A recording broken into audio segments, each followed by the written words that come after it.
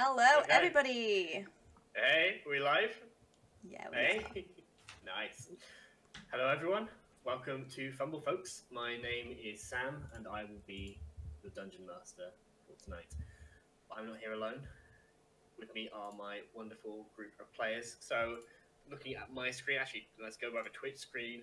Now that I'm seeing it, let's go from bottom to top. That is okay with everyone. Doran, do you want to introduce yourself? Hi, I'm Doran. I'm playing Halite tonight. What else do I say? Plenty, yeah. Who are you? Next to them, let's go with Ben. Hi, I'm Ben. You might have seen me on some of the other streams. I'm the regular DM, but turned player for a change. And tonight I'm going to be playing Zake. You should have said that. Nice. We also have Phil. Hey, I'm Phil, and tonight I'm going to be playing Dunstan Dewey Fairfoot. Are we doing racing stuff? Tell me about who we are. Like, You can now, you can later. It's up to you if you'd like. Ranger in the party. I'm part halfling, part dew elf. It's all some of the stuff we've come up for our own world. Yes. And we have Sarah. So hi, I'm Sarah. I am playing Mia Mew, but she goes by a different nickname of Taxes. So I love the one shot, and I'm sticking to that. It's just It's a great name. It's a great name. And new streaming for us for the first time, we have Neri. Hello, I'm Neri. I'm gonna be playing Badger. That's Hey, Badger. Druid character. So yeah, Cool. hi. Last but not least, we have Bree. Hi, I'm Bree. I'm playing Diana, the Sun Elf Bard. Sun Elf is also a part of our homebrew world. Hey. Hey. Oh, So, you've met our players, you've met the DM. I'd like to introduce you to our world. Tonight we start our campaign in the world of Aglania on the continent of Osasris. Deep in the conquered kingdom of Fenrion, now a province of the Colovian Empire, stands the beautiful bridge city of Benalicia. Despite the iron fist of Emperor Osnan and the dread of his army, a rebellion brews beneath this city, to the sound of blown-out speakers, orphomatostones, and punk rock. The band Osnemesis, headed by Zebi, the tiefling leader, inspired its loyal crowd to righteous anarchy in Bedlam and Benalicia. But 6 such members of the crowd have shown promise and prospect above the others, taking down a major military project, repurposing it for their own rebellion. Now, a month later, the Rapid Riders are a whole new sound in the Empire's underground, and we join them tonight as they perform for the crowd. As Osnemesis are up top doing some rebellion activity, they're inspiring the fight underneath. And we're going to go in the same order. Doran, what's Halite doing? What's Halite doing? What's Halite doing? Halite's currently tuning his guitar, just about ready to run on stage and slide and hit the chords.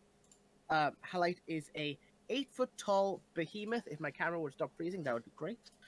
Halite is a 8-foot-tall behemoth, underline, exclamation mark, all caps, behemoth, with light purpley skin, similar to like a pommet violet kind of shade, if you have those. He has a big white mohawk with black and red coloring. He has black and red tattoos spanning his entire body, red on the right, black on the left. When he rages or gets angry, or when high emotion happens, lightning comes all across his body emitting from his tattoos. They actually don't do anything, it's just all sensory and cool looking effects. But his most prominent tattoo is on his back of a giant Osnemesis logo, the big O, with like the greater than 3 kind of lines through it. And also he has very beautiful amethyst eyes. Good to know. You are tuning this guitar, you see Splitlick, the rebel roadie, the gnome whose tongue has been cut in such a wedge that they are left essentially mute. But their artificer knowledge, their engineering prowess has helped make this rebellion from just punk rebels in the in the ground under Enlysia into a real force to be reckoned with. He's helping you tune your guitar and fiddling with the Philmatter stone so that the reverb isn't so bad, but you keep making it worse again so that the reverb is just has that edge to it. I think 11's just a good number. He signs to you. You've learned enough signs now that you can recognize "fuck you." That seems to be mostly what he signs to you. Senna, the lead guitarist of Osnemesis, has taught you that much. And that's most of the conversations you have. Highlight's role model is Senna. But as he is helping you get your guitar into shape, setting up the last little bits of the show, the sound of the crowd in anticipation, ready to hear you. There is more work to be done in the last few moments. As Ben would like to introduce us to Zeke again. Certainly. So I am playing Zeke, Zeke Boomdiggles. He is a half hill dwarf, half rock gnome, standing at a gargantuan 3 feet tall. And he and me and Doran, we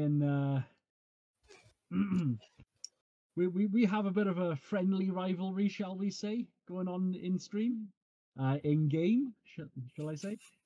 We have we have knocked 7 shares of shit at each other on frequent occasions while we've been in the pits for the Osnemesis. But now Zeke's just sitting back and watching him tune his guitar, just looking at him like, what a bell end. Zeke has essentially been acting as the roadie for the crew. Apparently nobody appreciates the dulcet tones of my bagpipes. But yes, Zeke is just chilling, looking at the large gentleman in front of him, tuning the guitar and just thinking, what a douche nozzle. All this hate. Mal, you have... Go come into our stream. Save that for Llama, alright? You can't handle it. I see, but... As you set up the last things that you need ready to go, we cut from the stage across the crowd, ready in anticipation. Some people already starting the mosh pit, all the way to the entrance of this area, where deep in this underground vestibule, small tunnels, small enough that the halflings that once roamed the city in harmony with other races that had these tunnels down here long ago they built, now serve as the entranceway for those who wish to rebel in the night. And standing, watching, counting, we see 2 individuals, but we will start. Phil, if you'd like to introduce Dewey. Yeah, Dewey is, as I said in the intro, I'm half halfling and half dew elf. He is quite slight of build, and he has been kind of tasked with finding the venues that the band play in, and also using his abilities to make sure that they get prior warning in case anybody comes looking or anyone who would not, who would shut this gig down comes nearby. So as he goes, a constant stream of tiny birds will come in, perch on his shoulder for a moment, and then go back, relaying messages of if there are other people coming to the gig. If there's a guard patrol nearby, any of the entrances, just making sure that everyone's going to be safe, and if they're not, that they get a very early warning.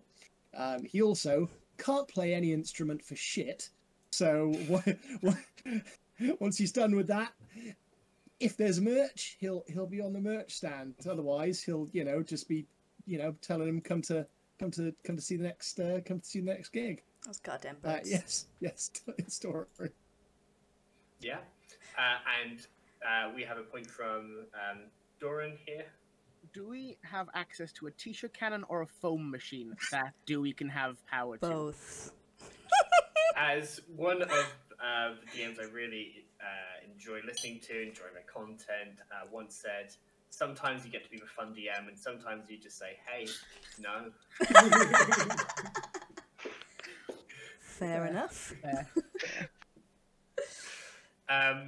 But yeah, the magical bird sending out, Osnemesis had the system of sending out people with flyers. Sort of burn once you've read it. They still exist. They still work with the Rapid Riders as well. But the fact that you can get birds in carrying these messages means that literally, yeah, they make hell of a mess everywhere really fast, and the message gets out. You see the last one to return for the night. Last of these flyer carriers is a familiar halfling face. Quite badly bruised on the face, but you see Horace the halfling as he sort of, rather than cruel, just walks through the tunnel. Just seems to be shivering as he comes in. Okay. Yeah, well, it's freezing out there. I got them a while ago, and he hands you the empty bag, which was filled with flyers this morning. Awesome. No one saw you? No. Sweet. We're good. I'm gonna get into the. Are they performing yet? Yes. Okay. Warm up. I'm No, gonna just get about stuck into that mosh pit. You know me. warm up quick. You watch as Horace goes to join the crowd. His job done, ready to rock. And as he begins to advance forward, a hand is put on his shoulder. He looks up and says, I don't need to pay, I work for the band. He pushes away as we see our next member of the Rapid Riders. Can you introduce us to Taxes, Sarah? Hey, Taxes. Yeah, I'm Taxes. So I imagine right now I probably have my hood up, but what I usually do is have like medium length hair, like darkish brown eyes. She's the only human of the party, so that's nice. Yeah. Humans. She's also, I feel like, one of the ones with the most brains of the party, and it's needed because we need a business side of this We'd musical be band. ruined otherwise. So we moved otherwise. So she's taken the skills of her job of counting taxes and making sure everything's by the books and balancing, and putting it forth to making sure everything's balanced with the band.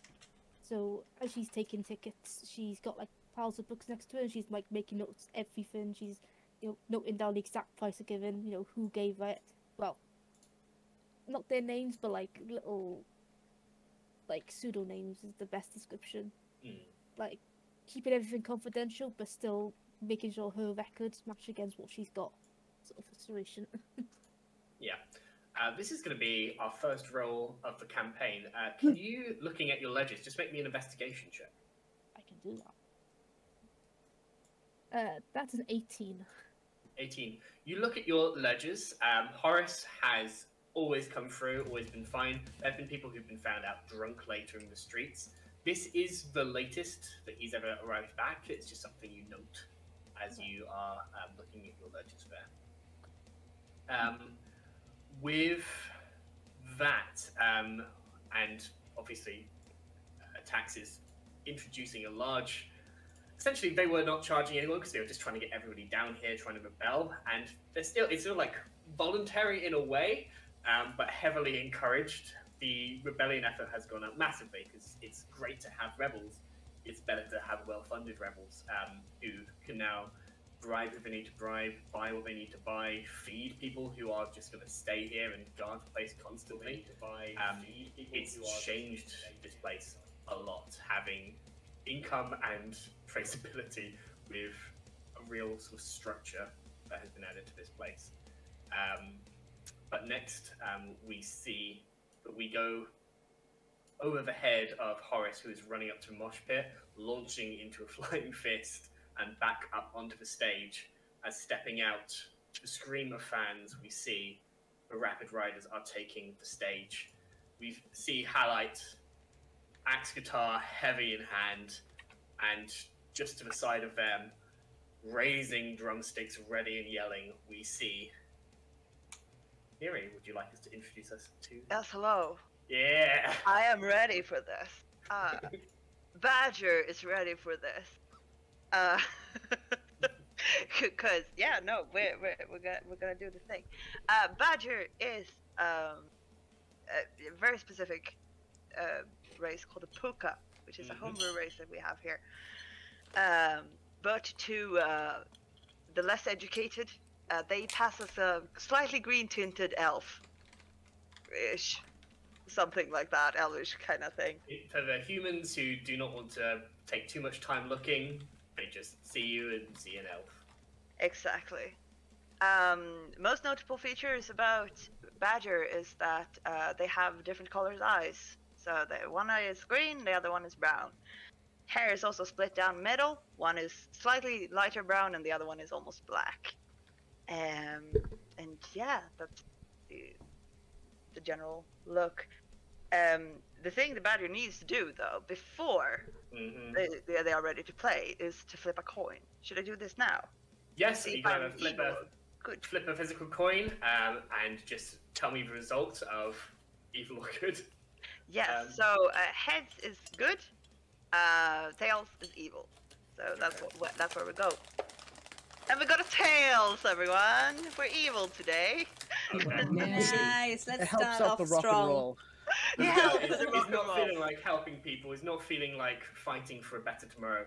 Booker feels like fighting because fighting is fun.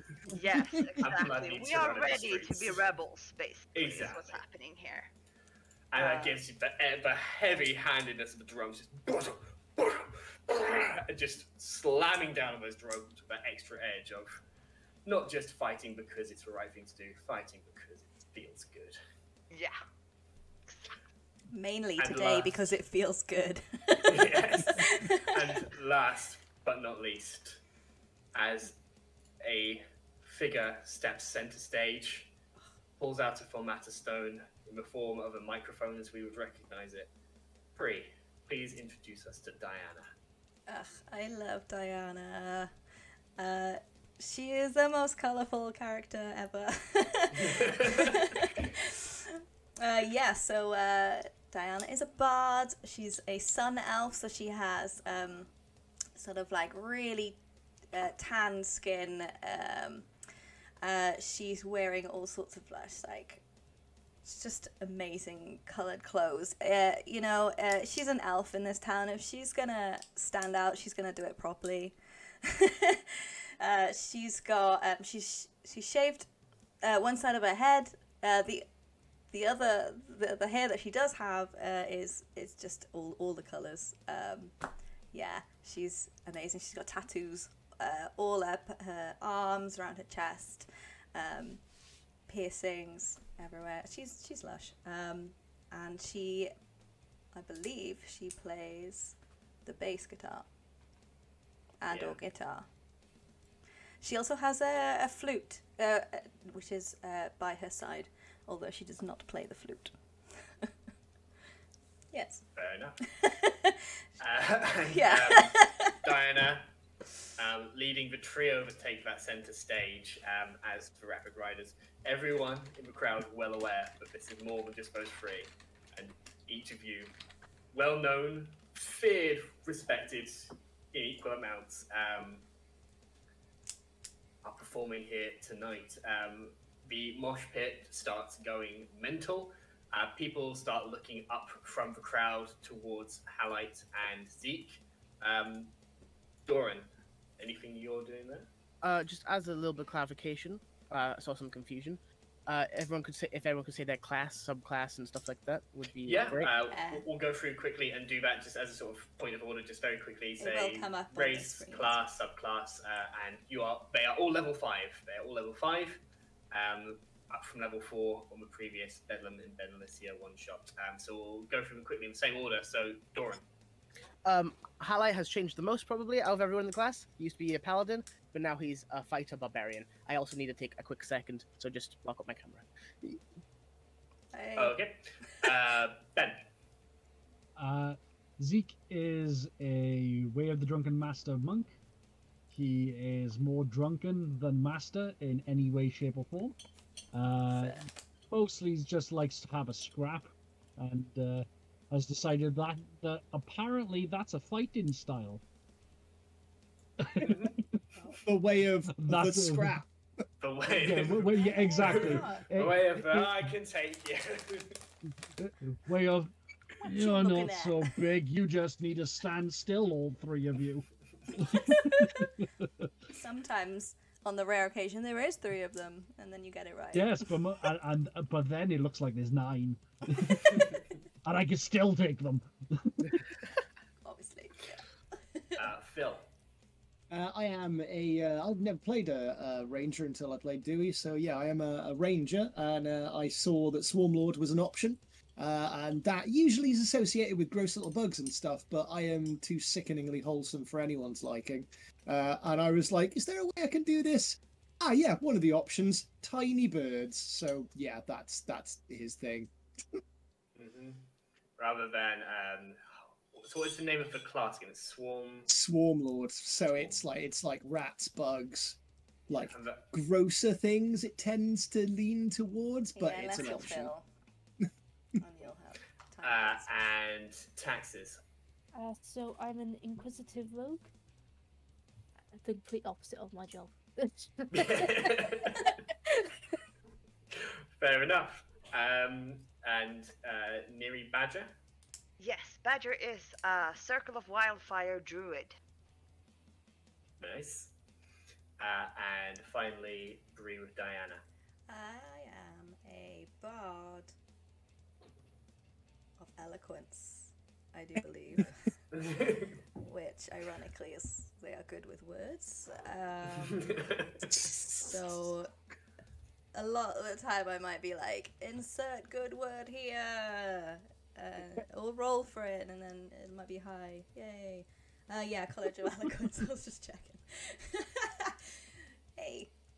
Nice. So I am the only bard, but we do have 4 of us that play an instrument, so yeah. Yeah. I mean, I have an instrument. I wouldn't say I looked He up. plays it well. How well people enjoy him playing the instrument is something else entirely. I we looked enjoy up when I'm playing it. on YouTube the other day, and there are people doing rock with bagpipes, and it is amazing. Yeah. So Yeah. don't knock Hey. it. Me and Bree Corn- looked for some bagpipe rock and roll. Corn been doing it since the early 2000s, so you know, Yeah. I mean, whether that's good or not, you know, but it's worked for them. But the sound of a crowd here would be overwhelming over the sound of these instruments if it weren't for the invention / adaptation of these what are called in our game formato stones, essentially casting thaumaturgy on the instrument to boost the sound being produced by them, similar to how the thaumaturgy spell can increase the sound of your voice. It comes out crackly and it comes out sounding like electric instruments, which is a canon reason for why it sounds like a punk rock band. We won. But it works, and the crowd love it, and there is very little ability to talk to each other in this crowd over the noise of themselves and the noise of the Rapid Riders playing tonight. What kind of thing are you, if just introducing into the sort of the free RP of this, Diana, Halite, Badger, how are you starting this? Are you starting this slow, building up to an apex, or are you just going in straight away? Hard rock. Yeah. I thought I said I was ready. We're going. We're We're doing it. Okay. All you just- in. They are ready Straight to in with rock, your- so Look, I brought 2. I have 2 sticks. I'm ready. Oh, Badger brought both sticks to this one. Yeah, usually it's just You know one, but she's- So- today we're doing 2, okay? 2 on the forehead, douche. Exactly that. So straight into your most punchy, loudest song, the one that's going to get the mosh pit going, the one that's going to get everybody screaming, and everybody is loving it. You have been writing songs, and a mixture of yourself, a mixture with Osnemesis, especially Zebi, who tends to be their main songwriter. And some of them have come out like real from the heart, sort of deep, sad, just rage against Osnan. Some of them have come out as fiery fighting music, and that is how you're starting tonight, and the crowd are loving it. Especially Zeke and Halite watching from the main stage. You can see the mosh pit, which you once owned, and still do when it's when you're not on, when Osnemesis are playing. You can see the contenders. You can see Horace. Horace is surprisingly not knocked out already. He usually takes one punch and goes down. There seems to be a little fire in him tonight, as he is just punching his way through the crowd. And then the crowd behind them, you see a familiar sight of a kobold who is able to sneak down, or somehow nobody's quite sure where he comes from. All they know is that he rocks up with a barrel of kobold moonshine from somewhere, and he keeps it flowing. He's a babe. You do not need very much of that stuff to get you very drunk, which is why it's perfect for these sort of low capacity or like low notice raves where you need to get there with a lot of speed. Oh, yes, Ben. It's why he's very much Zeke's best friend. Yes. Even though he does not know his name, they have a very good rapport.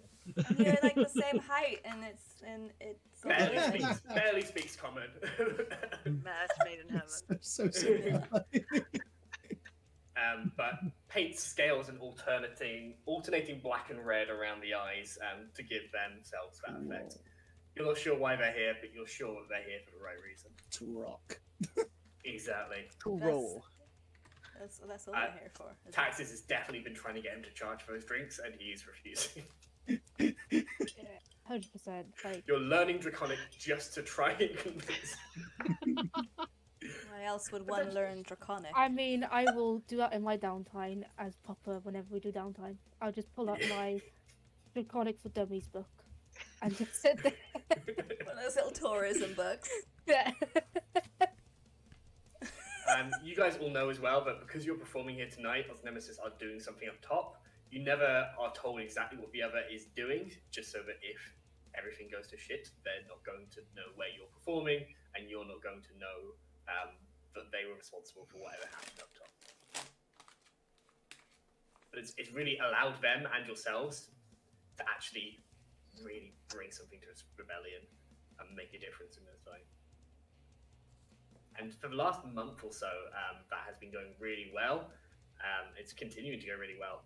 But you've also noticed the guard presence is going up. They're getting not wise so much as increasingly protective of the targets you want to hit. They're aware they have a problem at this point. Getting tougher. Exactly. Good. It's getting harder to do it, but you're still doing it. I'm glad we're making a scene.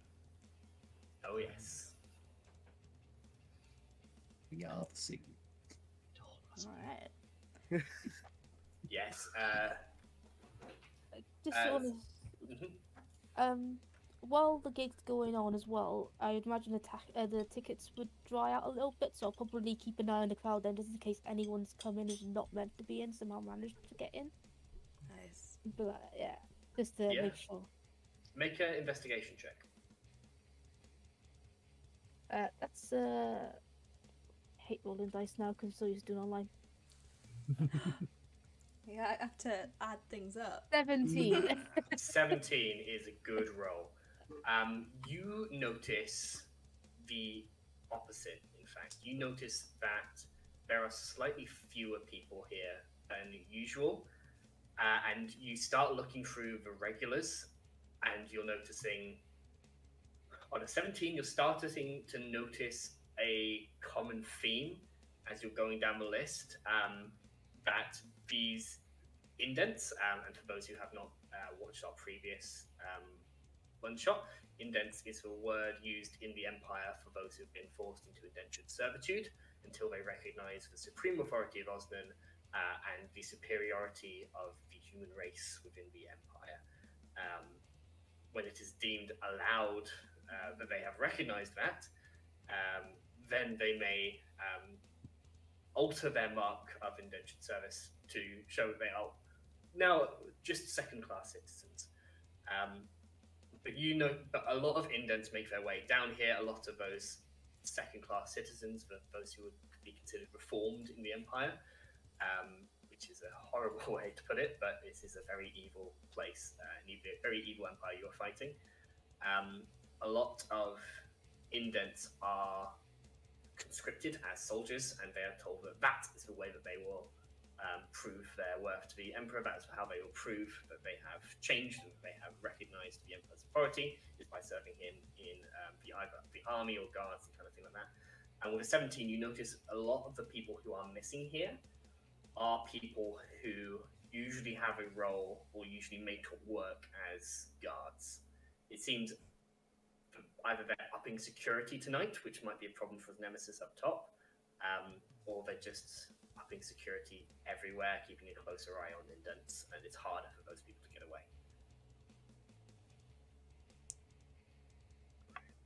This is why we're fighting.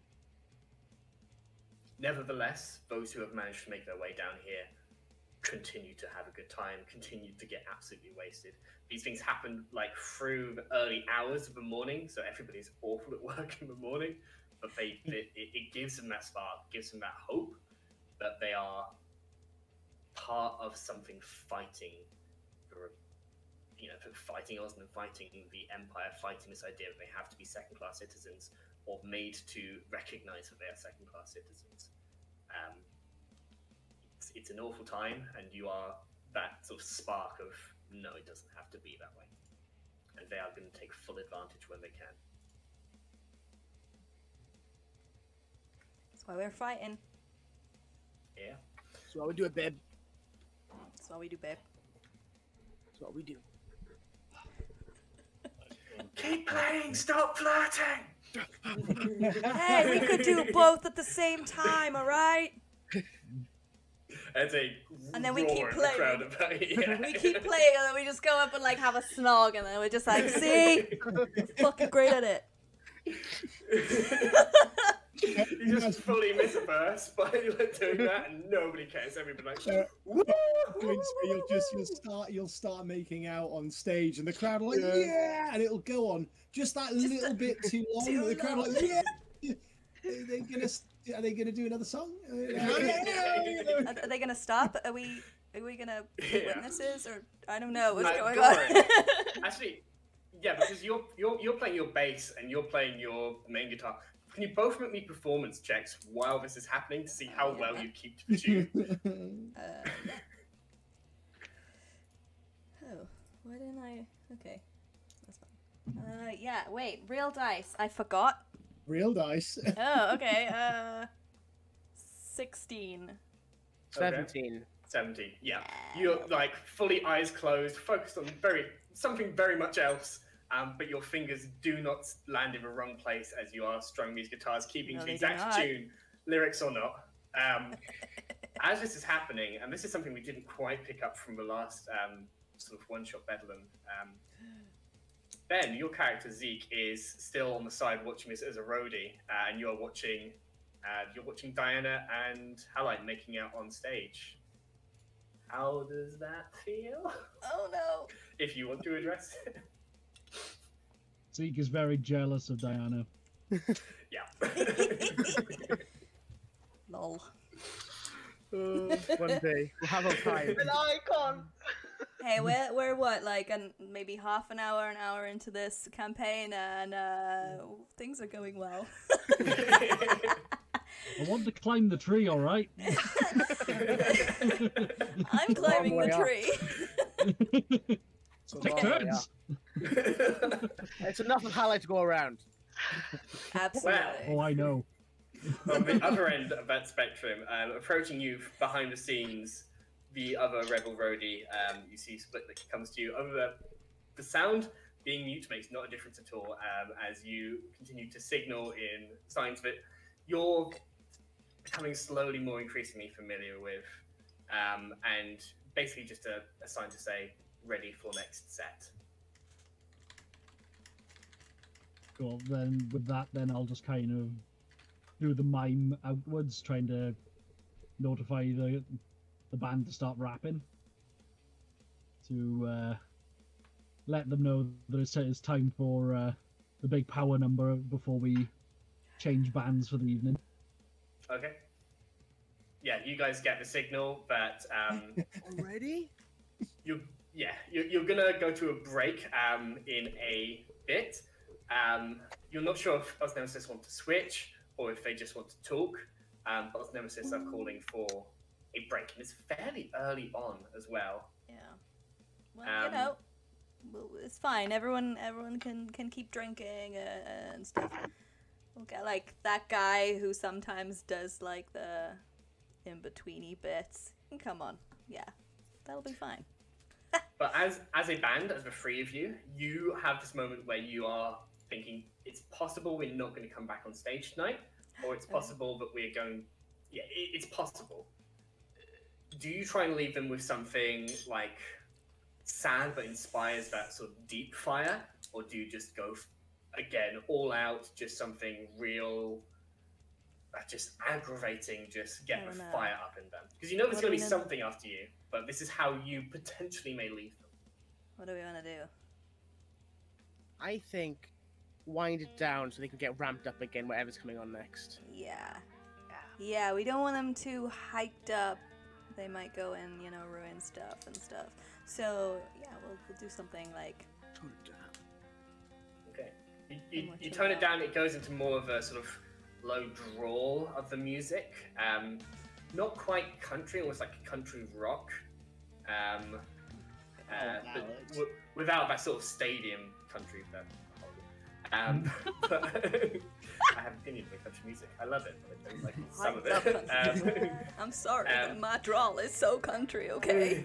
I can't help it. Sort of punk country mix that just... It's a song of like... Well, it's one that... spoilers, we've been sort of working on songs as well. It's a song about being torn away from your family, being ripped apart from things you love. And how you just need to fight that, because it's happened to everyone in this room. And the mosh pit slows down a bit, people aren't screaming as much, but you see this just fire in everyone's eyes. It's not the kind that makes you want to punch, it's the kind that makes you want to scream, shout, and just cry. But it's that deeper fire, it's a fire that's going to keep you going. Badger, in your head right now, you are very much fuck the Empire, burn the Empire, kill the Empire.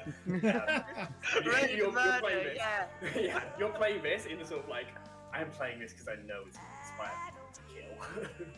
Yes, it's also very much driven by revenge. I would like to, yeah. You've had things ripped apart from you. Absolutely. This song resonates as well. There are genuine tears in the crowd, and watching on the side, Zeke. I would like to try and encourage Horace quietly to get up on stage, purely for the fact of I want to be able to throw him into the crowd again. Okay. Because it's not an Osnemesis gig unless me or the king of the pit has beaten up Horace. Yeah.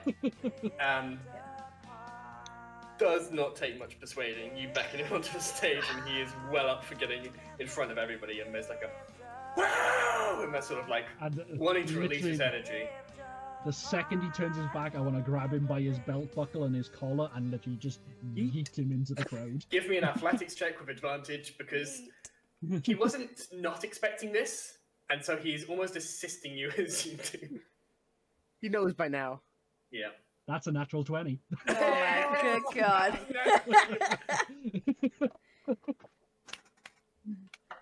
I love Horace. Okay. This is a mood. Live. Poor It's a natural 20 for a total of 26. Jesus Christ.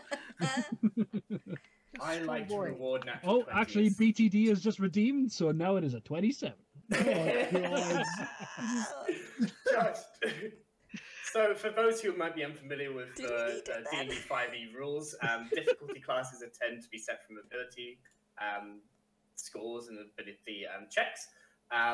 20 tends to be a really difficult thing. 25 tends to be something that really only the best can do, and 30 is nearly impossible. So we're somewhere between that. We see Horace launched by someone about his size, if not smaller.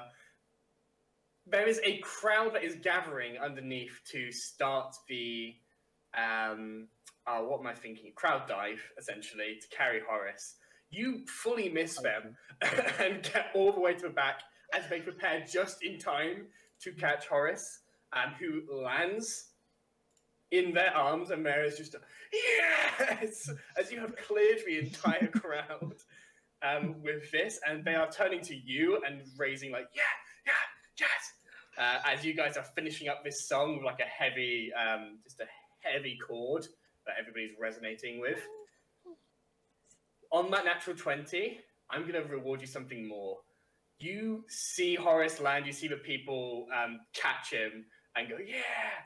And you see Horace look up at you, you see just this big beaming smile of his just joy of being here, and you see that smile just turn immediately, almost on the spot, just sour, and you see him climb his way down and walk out of the tunnel. What? What? Oh no. The sound goes. The sound goes. What have you done? Quiet, and you see Zebby walk onto the stage behind you to a huge applause once again. Zebby, for those who don't know, red-skinned, ragged hair, big red-horned tiefling, who steps out, looks at the crowd, gives them a wink, and then beckons Rapid Riders to come backstage. Okay. Zebby! I'll pick up my sticks and come. My Rapid Riders! How'd it go, man? Not bad at all. We managed to get a couple of caravans down. Some stuff we took, it's on the way back down. We got it in warehouses for now, but for the most part, we're just happy to see it burn. Nice. Nice. No injuries, though? All good? Nah, Senna patched up Yesley, and I mean, she was going for it. Like, her drumsticks, I mean, I know she likes to keep them red with blood, but sometimes you just gotta think the grip on those things is gonna go flying. Must be the gloves. Must be. And you see the rest of Rapid Riders coming down. Senna is like walking in, like a little bit like hair out of place, a dark-skinned, blonde-haired Asimar with glowing golden eyes, usually on the guitar tonight. Slightly covered in blood, mostly her hand where she's clearly been working on Yesley, who comes in with a brand new scar across the clavicle, probably some accent bit into there, and she continued to rage through it. Full barbarian, not giving a single shit moan. And walking behind them, again, with no note of any kind of expression on their face at any point, comes Barnasta the Nasty, the bass player, the half-orc, half-dwarf, with the heavy black runestones of vengeance hanging in braids in their hair, just shuffling in slowly behind everyone. Also looks like they took some licks, but the red blood dripping from their axe means they got some back for what they took. Nice. Yeah. I'm wondering for my regular fist bumps to all of them. Yeah, regular fist bumps. Yesley just fucking goes for him as like a hammering. But Nasty just rich, like, just casually raises a fist and Sen just... And just gently bouncing in the corner at the idea of them saying that they're going to burn things. Just Yeah. Well, we had to take after you. After that barge went burning into the River Brenner, I mean, it sort of became a trademark. Had to be. Fire of Rebellion, I love it. But I hate to interrupt your set. It's not something I do lightly. I mean, it's not something I would let you do to me, and let's be clear about that. This is not a meaning that you can do it to me in the future. We've had... Oh, tell him. And you see Senna steps forward. We've had a weird letter. We've had a weird letter. It's from Harling's Rest. Or at least we think it is. It makes most sense to be from there. It came with a trader who was just behind the military caravan we attacked. And although they usually stay out of the way, one of the riders aboard came forward to deliver it. It says that there is another kind of rebel sect forming in Harling's Rest, and that they would like for us to team up, so to speak. And you see Zebby takes over and goes, "It's fucking happening! A real fucking rebellion! Not just one city. Yeah, a real resistance. Nice. Fire and Fenrian! It's happening!" Fire and Fenrian. Could that be the name of our next album? No, I claimed it. Oh. Over my dead body. But oh, that can be the name of our next album. That one. yeah, that one, that's fine. I'm gonna write a song. But no. That's a good idea. It's risky because we don't know. It's signed off by and Senna just looks left again. Signed off by someone. They refer to themselves as Harling's Harriers, which I mean, it's fucking awesome. It's a fucking awesome name. It's a pretty cool name. It's really good. I like it, but it's exactly the kind of thing that somebody might make up to try and draw us out. It's a risk. Trap. It's a risk, and we're doing well right now. And you're noticing now the dichotomy that has formed between Zebby, who is pumped for this, and Senna, who is being very cautious about this. We don't want to advance on this, which could be an amazing opportunity, without consulting. Well, we're not going to consult the whole crowd. We love them, but they're all pissed. We wanted to listen to you, though, because you're as much of a fight as we are, and frankly, this rebellion would still be 5 people playing music underground if it weren't for you. What do you think? Man. That's so sweet. I understand that, you know, it could be a trap, but I think if we have the opportunity, we have to take it, man. We can't let that rebel sect like burn out, or you know, like a flame not bring out fuel. You know, they need our music to fuel them. We need to come together and make a bonfire, man. Yeah, Zebby was like, "Damn right! Look, it's there's momentum. There's momentum behind this. I know I don't understand everything that goes on with all the nitty-gritty of how the fight has to be fought, but I understand fire. I understand rage and emotion. We got to keep it going." Yeah. Senna's right to be careful on this, but it's definitely something we should look into. We just gotta look into it carefully. You know what I mean? Like observe from a distance before we actually meet them or whatever they want to do. Yeah, exactly. I don't want to say that this isn't going to happen. I just need to say that we need to be careful. This is exactly the kind of trap the Empire likes to. Well, yeah, it is. I don't know how much I've spoken about it in the past. I was raised as a cleric of fucking Osnan, and it wasn't until my eyes were opened that I knew better. But if you had asked me how they would set a trap for us, this isn't something I would have at the bottom of the list. Do you have the letter so I can look over it, like, make sure you just hold my hand out? Do you have the letter with you? Yep, she hands it to you. She knows full well your expertise in this situation. Yeah. Make an investigation check to look for signs of fraudulence, forgery, any sign that this is not the real deal. 23. Fuck. 23. So casually. On the 23 goes, you're looking sort of like, how would you go about this? First of all, the ink, definitely Fenrian in nature, and it looks like it's made of some kind of charcoal mix, certainly not the fine inks that would be written by a high commander. If they're thinking really hard, they might think to use cheap ink, but that's a stretch. The parchment looks like it comes from, again, struggled resources. I feel that. Yeah, As a potentially musician. something like, yeah, this this is like not written by someone who was like a highfalutin general who had a plan and wrote this down. This was not written by some soldier who'd been given very orderly parchment and inks. So unless they were thinking incredibly hard about it, they wouldn't do all that.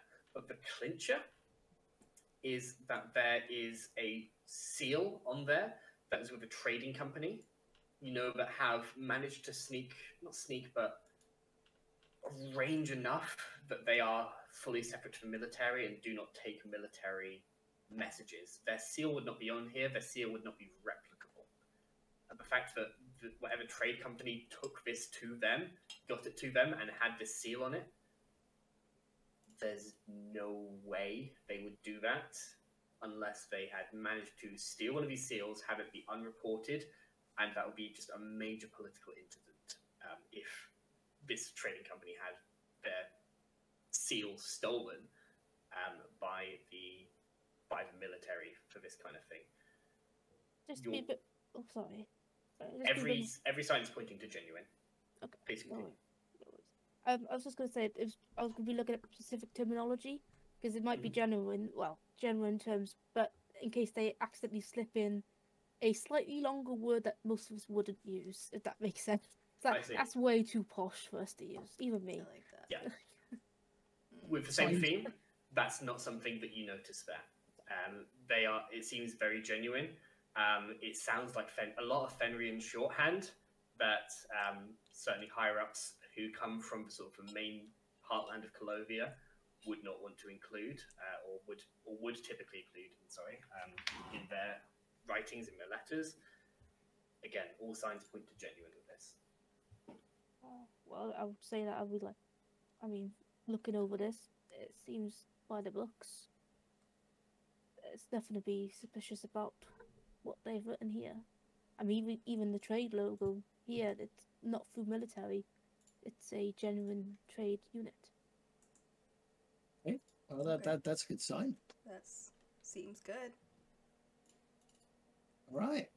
Are you Okay. check these guys out, or? I mean,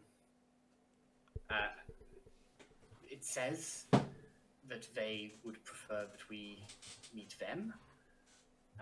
Obviously, that would mean traveling to Harling's Rest in some capacity, and we would need this phrase, and she points to the letter, something that you've read, Taxes.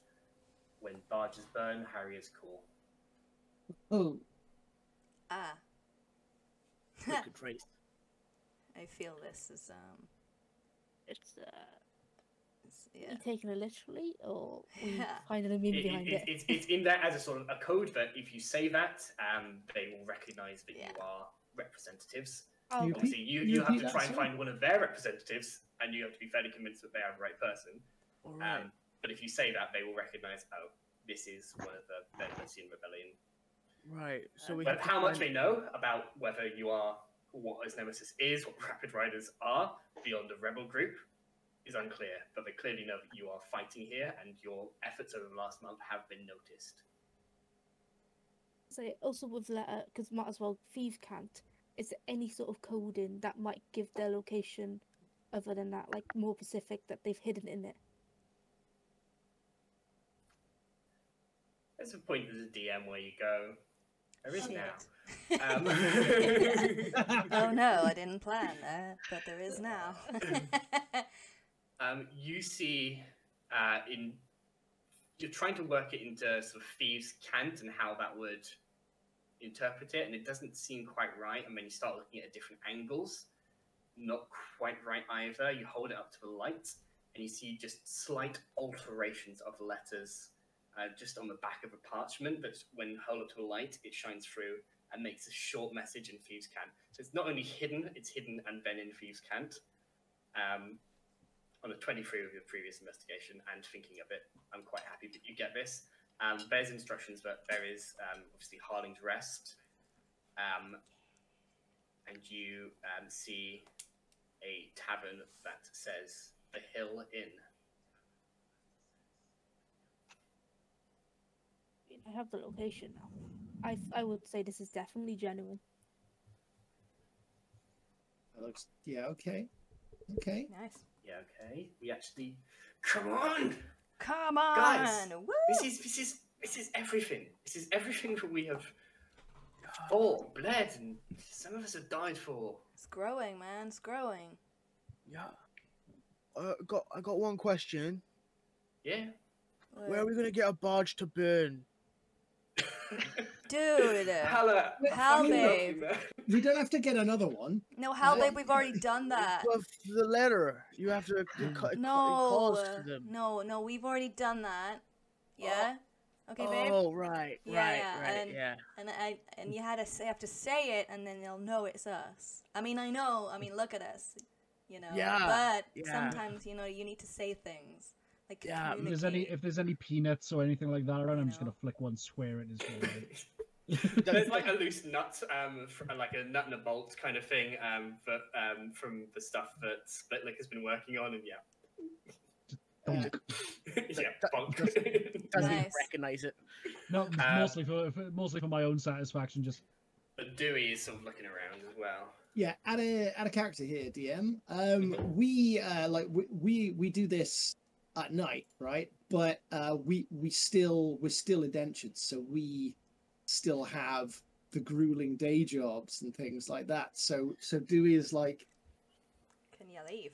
But Osnemesis, they're able to go around like they don't have to go and do the drudgery, do they? They Yeah, Osnemesis seem to have essentially started living underground quite a long time ago. Just depending on the crowd to get them odd bits of food here or there that they can survive down here.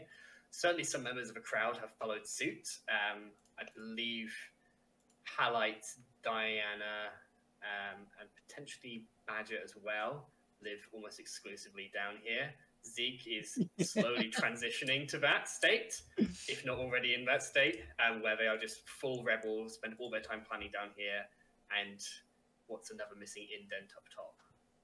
Yeah, okay, yeah. You could fake your Still, death if that helps. still too scared to just run away from Aw. that. He's just like, so, does this mean I'm gonna have to just if we're gonna go up there, then that's it. I'm gonna be a missing indent, and they're gonna be And looking... hey, babe, they're not going to care. Well, I know, but I mean, It'll probably take them like, a month till they realize that the garden you've been maintaining is a little overgrown. They won't even do that. They'll just send another one.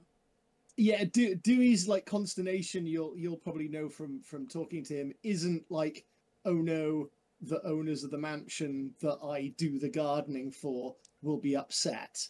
It's the garden will start looking shit. They will send another one. Your Don't worry appreciation about of the garden. that. It's like, They'll send Dewey, you another know one. as well. okay. Do you Dewey think as well, they'll let their garden overgrow? I don't think so.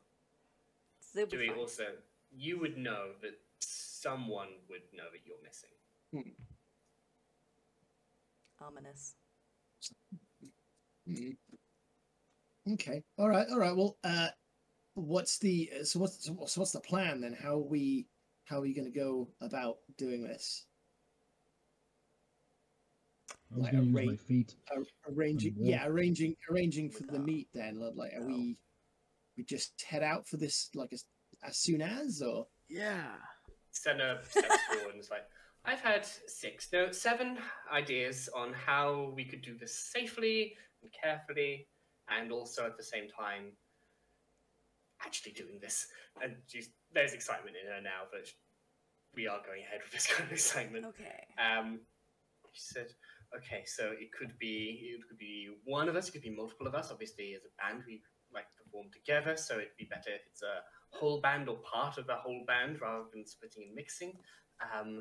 It also makes more sense because then we would be working together, so that would be why I would say it's either Osnemesis or us, as obviously I don't like to parade the colours, and Zebby steps forward and says, we've been here longer, we built this from the ground, we appreciate what you're doing, but we were here first.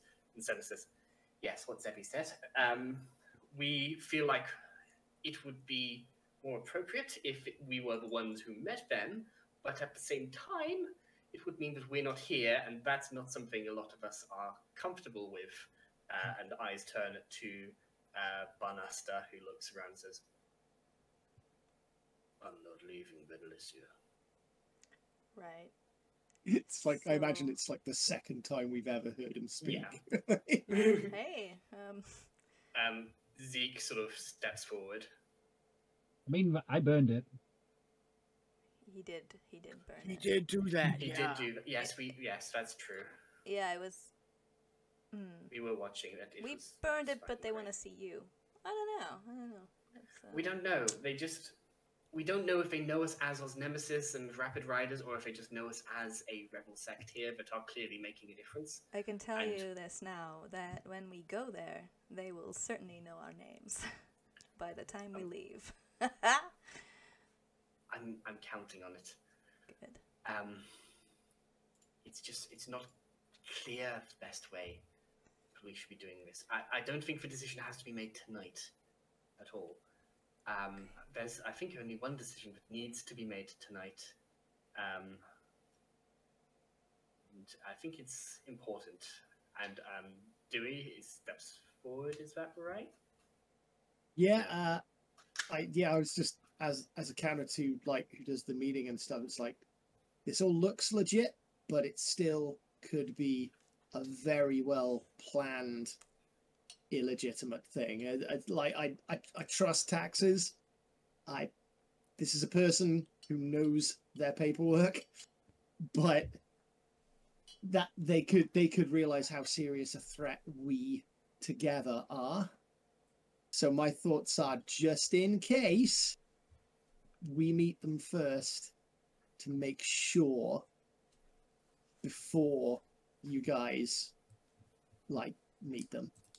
Does that make sense? It does. Highlight? Yeah, but to echo your statement before, man, I think you should stay in Benalicia. Mainly because if you're like the king of the castle, the king should stay in his castle. You know what I mean? Like I'm on the, and he like grabs his shoulder and just like rips down, like his shirt just comes like it's like rip away kind of a thing. And he Oh, turns babe. around, showing the Really? giant Osnemesis circle, and with the thing, I'm on board. If you go down, we're going down too. It's best to keep you guys safe, but also in the fight. You know what I mean? Anybody else unable to pay attention once he tore his shirt off? Yeah. Oh, Yeah, sorry. Babe, come on, man. He goes into his bag, and you see in his bag he has 10 rolls of shirts. Yeah. I have it in my Shirts. character. I have it in my character sheet that he has 10 shirts. Brilliant. Oh, but you put some new. Babe, we can't just stop. Sorry. We can't just keep mending these things, you know? It's just. Sorry, I can't. There's nothing tailor made. It's so small. I can't really get them off when I put them on. Well, don't rip them. Understood. Don't rip them off. I can't. I'll stitch them back together for you. Oh, thanks, man. That was so creepy. Well, he's just trying to be nice. He's good. He's good. My Mohawk brother. I just kind of look at Zeke like, what? Okay. I- Cool. I'm gonna be honest. I kind of lost 30 seconds of time there. Yeah. Yeah. As the person keeping count of all the stock, I am marking that down. You got 10 shirts, and I'll keep track. I used to have 11, He's got 9 but now. it's there now. But Badger, what do you think? You're a member of the band. You share all the same blood. Like, what do you think about leaving Benalicia? Yeah. I mean, yeah, no. I mean, I've been here for I don't know how long, but fuck it, man. You high? Yeah, fuck I it. know. I'm not high. I'm just fucking. I don't know. Let's just do it. I think you're high. YOLO. Let's go. Senna says, "Okay, fuck it." Yeah, fuck Yeah, Fuck it. Yazdi goes, "Yeah, fuck it," and starts like slamming on the walls. Drunk. I join He's her. raging again. I join her. You start punching each other, doing nearly nothing. I am not healing you again tonight. Diana, do you have any say? I think it's fairly decided at this point. I mean, I can sing and I can preach wherever you want me. It's fine. Well, all right then. Rapid Riders on tour. Rapid Riders on tour! Zebby just fucking a single tear. I'm so The proud of babies you, have my grown babies. up. My babies, I love you. And Senna goes, well, that just leaves the most important decision for tonight. Are we playing next or are you? How about, to honor our leaving, we play together? Bro. Zebby just, like, the tear stops down my eye, but I flare with this sort of orange-red fire. Battle of the Bands. Battle of the Bands! He grabs his Formatastone mic and starts moving, and Senna just rushes to her guitar. You see as Yesley rushes to her drum set, which is essentially built inside of a cage so that she can't roll it as she's playing it. And Barnaster shuffles over to his bass, and he's still got his bass axe as he shuffles onto the stage, beating all of them because he just walks directly there. You get a fist bump. And you guys join either side of the stage and just begin rocking out as the crowd. You've heard them go wild. You've never heard them go silent as they see Osnemesis and the Rapid Riders playing for the first time together. And Zebby says, are you ready for a battle of the bands? And just roaring through. How they could not hear this in the city above you, you'll never know. Some miracle of a rebellion that is keeping you going. As I'm going to ask anybody performing on stage or wishing to contribute in some way, we're going to make this group either a performance check or some way that you wish to assist. As I am going to roll Osnemesis rolls in secret. Who wishes to contribute first and tell me how you're doing it? Before hands offs. Ooh, everybody. Let's start with our newest player, if that is okay with everybody. What does Badger do? I mean, what else is there to do? I rolled an 18 plus 1 on performance, so we're doing 19 here, bitch. We're going all in. Choice. 19 drums.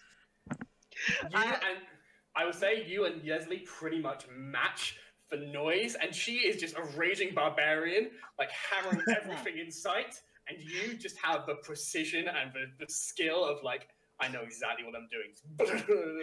You have but it's the charisma as well. She is slamming, she is making noise, she's just about keeping a rhythm to it, whereas you have the exact timings down to a T. You are in some ways lucky with the 18 adding to the 1, but in a lot of other ways, it's just your skill coming through.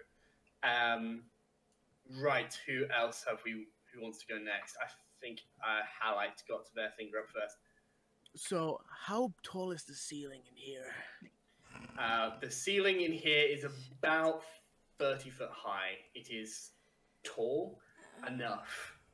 So Halite is gonna step behind everyone, and then there's gonna be like a bump, bump, bump, bump, bump, bump, bump as he hits his guitar. And then as he's doing that, he's gonna grow and grow and grow to 16 feet tall, and just trying to be all-encompassing. I'm trying to intimidate Osnemesis into being quieter. Okay, make an intimidation check as part of your contribution to this group roll. I didn't say it before, strategically. No, I forgot. I am a Rune Knight fighter, so I can just grow. I can become in a large creature. So thanks to my Rune Knight fighter, I have you a bardic inspiration, but you went first. But I have advantage on this because of my Rune Knight feature. On intimidation, frost. Yeah, but you hear like almost like a squeaky creak as ice comes down the axe and nearly bends the metal. You just hear this squeak as you're roaring up in size, as you are just creating this sort of harsh tone that is just squeaking and squealing, just full punk rock above everybody else. Make your intimidation check with advantage. Senna is the lead singer, not lead singer, is the lead guitarist of Osnemesis, so she is going to try and compete with you. That is a 22. No, she does not do better than you. That's 2 Lightning. points. 2 points of a Rapid Riders as just towering over Senna, realizing she's lost and the sound is almost drowned out. She just plays almost like a complimentary set of chords, like da, da, da, da, da, and she's just like joining after you, accepting her defeat in the situation. Who would be next? I think we had Diana's hand up as well. We've got Diana, and then we're going to come to taxes straight after. Cool. I would like to perform, I guess. Yeah. Yeah. Sing the lead. You and Zebby are both. You're taking the other verse from each other.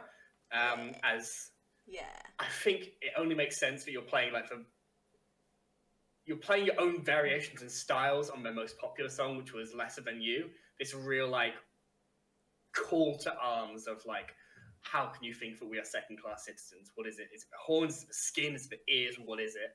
And yeah, you are just taking turns playing this sort of couple of verses of the songs, and who can deliver the lines better.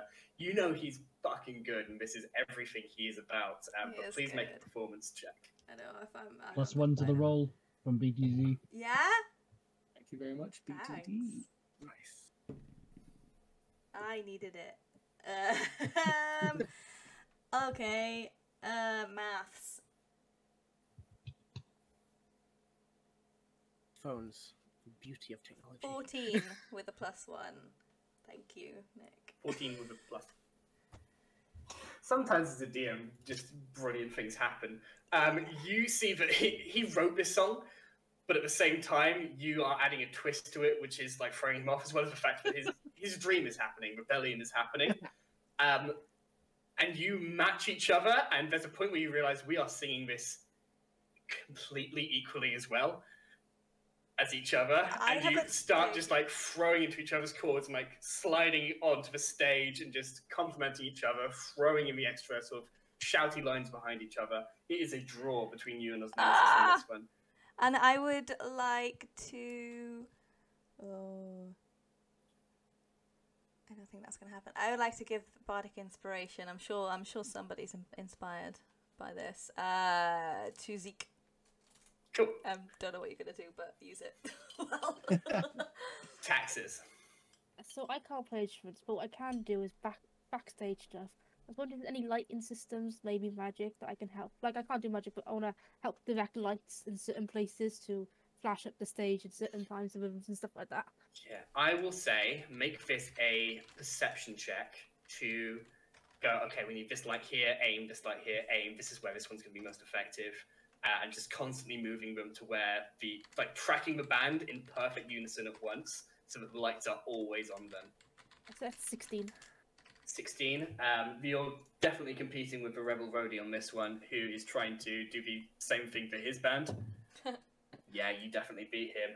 As there's times where Zebby is just doing these power slides, and Splitlick just cannot keep up. But no matter what your team do, Rapid Riders are always in the spotlight. That is another victory for the Rapid Riders in the Battle of the Bands. Who wants to go next out of Zeke and Dewey? So mine is something completely different. So mine is going to be a different scene completely. So okay, we'll go with Dewey then.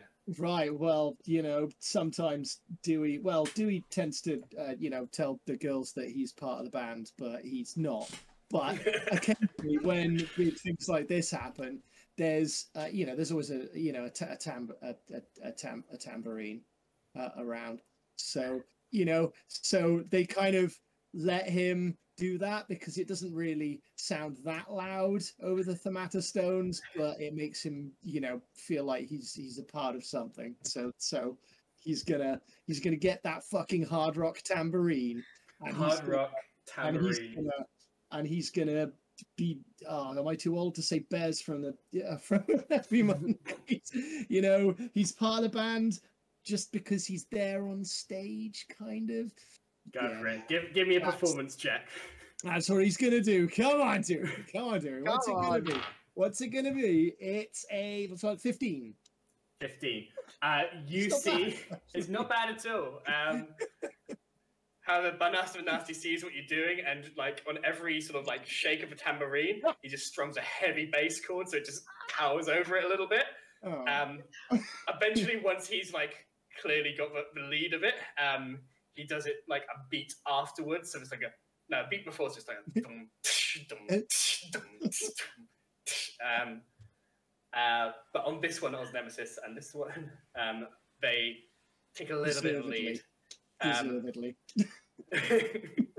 Like it was good, and it didn't alter the sound in any way. It worked with everything that everyone was doing. On that one, though, Barnaster just shows his strength as a bass player. So I gotta highlight something that's just been said in our Twitch chat. Jen has just said, quite literally, Dewey gets all the girls because he gets all the birds because he has a swarm of birds. Swarmed by birds. Yeah, that tambourine works some magic. And last but not least, what's Zeke doing? Zeke is leaving. Zeke is going to go try and find Horace. Okay. How do you wish to try and do this? Are you trying to stealth through the... I would make this... Because the crowd are right between you and the main tunnels. I don't need to. I count as a size smaller so I can get through people's spaces. Yes, you do. I'm going to make you... or ask you to make an athletics check. Because... Yep, that's fine. I'm going to ask you to do it at advantage because you are sneaking through the legs of people who are not paying any attention to you. They are just... That is a 19. That is a 19. Okay.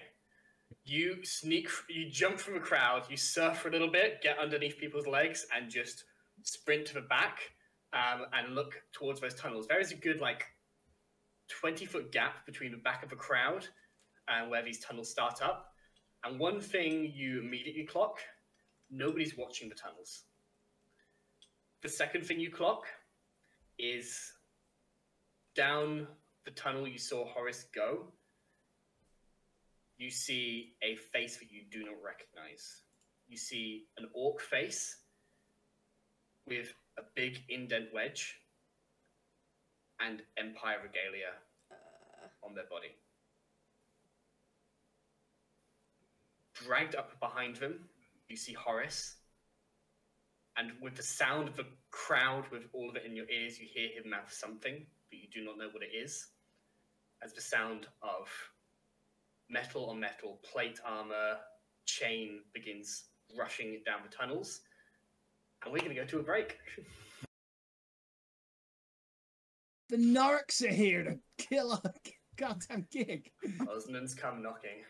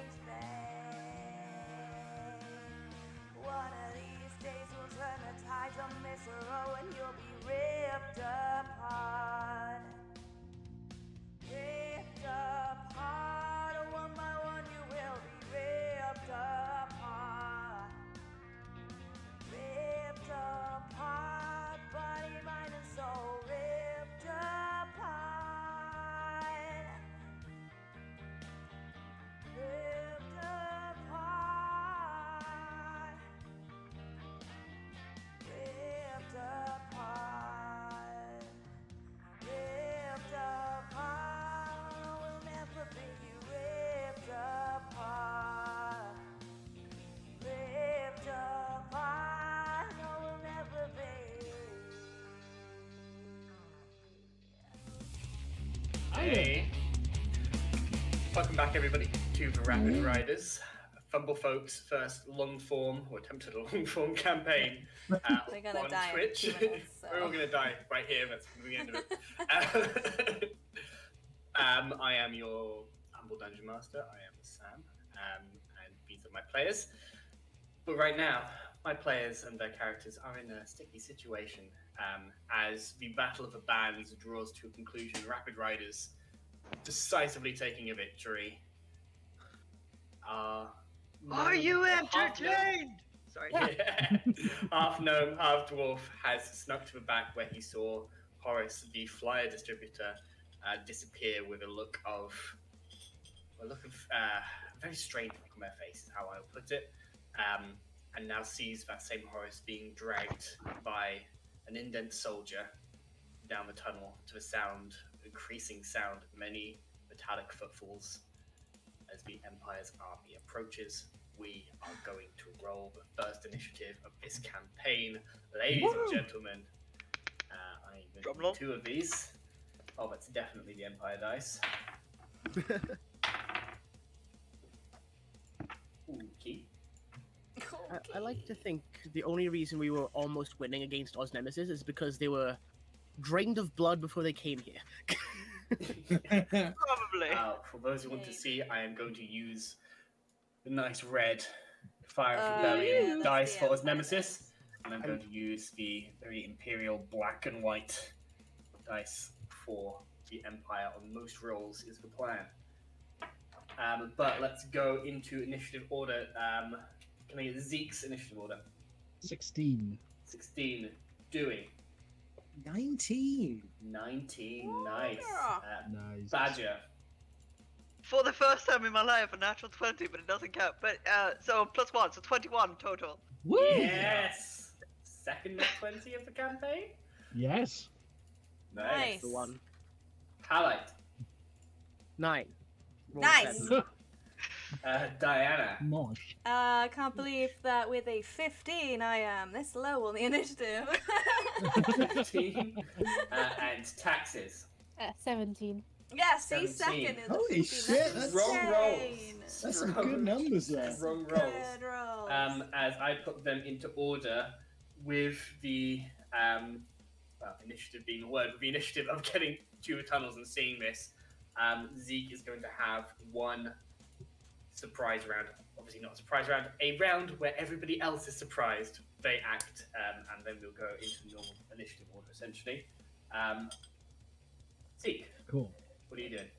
How tall is the small tunnel that they've walked, or they're about to walk down? You see is it's somewhere between 3.5 tall. The whole point of these tunnels, if you want a halfling or halfling size, you have to really stoop and crawl to get through. Cool. And how far away is this orc? At this point, about 15 foot from you. Cool. So I am gonna grab and light a Molotov immediately. The way that Alchemist Fire works, it is a area effect. So I am going to toss it about 7.5 feet away from me, which would then cover the entire 15 foot between me and him. Yep. And I am going to attempt to do 2 things with it. I am basically trying to set up a signal flare for everyone behind me by making this massive amount of light and slow them down. Okay, there is just an eruption of flame, and there's a huge wave of heat past you, burning past your red hair. It's a familiar sense. I am just full tilt, going straight back to the frame of the tunnel, because I want to stand there and stop anyone coming through until I know that everyone in the crowd and the band are starting to move. We don't know Okay. what's that. Very nice first move. As we come to the top of the initiative, you guys, everybody on the band, everybody backstage looking in that direction, as opposed to the crowd who are looking towards the stage and are still making a huge amount of noise where you can all barely hear each other. You guys see this burst of flame. You see Zeke standing in the way, and you see that they are turning into a drunken fighting pose as though they are about to attack. And we are top of the round with Badger. Why did I roll so high? No pressure. This was not in my calculations. May I hold my turn? You absolutely may hold your turn. You hold your action. Yes. So there are two options for this kind of thing in Dungeons and Dragons. I can either hold your action so that you are using your reaction later to take an action, or you can drop yourself from the initiative permanently and tell me where you re-enter. It just means every round you will be at that same lower point, but it means you get to use your full action, bonus action movement rather than just your action on a held reaction. It means that you permanently lower initiative, but from that first time you get to use it, it's better. Because you are a sort of newer player and to my games and might not know that you have that option, I'm going to let you tell me what you did in this scenario, just for this first fight, rather than demanding that you choose one or the other right now. But we will come back to you as we come back. I know I'm being quite lenient there, but I wanted to be merciful to the end because I'm about to not be. As we go. Yay! I am well aware. Oh, great. I can't as wait. we come to the next in the initiative, which is Dewey. Oh, great. Right. Okay. So we are. I'm on the stage. There's the crowd, and then Zeke at the back, and then there's how much fire? There is a huge burst of fire that initially is just running up and then boils down. You don't know it's not going to last forever, and you recognize that's one of Zeke's cocktails. You've seen that go off before, definitely. Yeah. Sometimes while he's drinking it. Yeah, we're still not sure if this is a fight or if he's just drinking. Do I know what's like? How much do I know about what's happening? Can I see armor? Can I gauge that we're about to be sprung? Make a perception check at disadvantage because they're still in the tunnels and there is a huge auditory block at the moment with the sound of a crowd. Osnemesis, who is still playing, not quite sure what's going on. Is that? You're not rolling real dice. Oh my god! I mean, that's good, but are you not rolling real dice? I didn't there. I rolled twice on Roll20, and if you not on Roll20 on yeah, that is. And did you see the two numbers that I rolled? It's insane. Yeah. The first one was 26. The second one was 28. That's 23. I'm really sorry I didn't roll you, but like I'll get to you later, right? Well, you don't pull those kinds of with numbers. disadvantage, you get a 26, which, as we discussed before, is reaching the near impossible, but not quite there.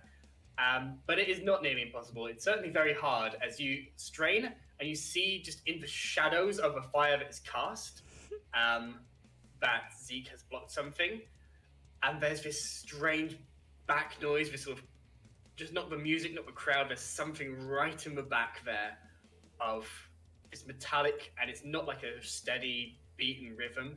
It's just clumping of feet, and you clock in that moment that it's coming from not just the tunnel that Zeke is standing at, but all the tunnels behind the crowd.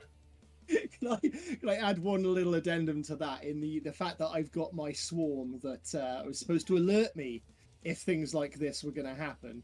And the idea is that when the band are playing, because they can't tweet and tell me what their tweets are saying, you look around and suddenly notice they would land on my shoulder and like peck at the side of me. Basically, as I'm staring, I see the glint of metal, and one sparrow flies directly into the center of my face. Yeah. Just It flies directly into your face, having ripped off an Empire soldier medallion and just throwing it into your face. How far away is the other side of the fire? So we're going to establish this. We're going to say that from the front of the stage, and you're maybe but you're basically at the front of the stage. And no, you were a tambourine. You're about 5 foot back from the front of the stage. 5 foot? Maybe 5 to 10 feet. Yeah. Front of the stage.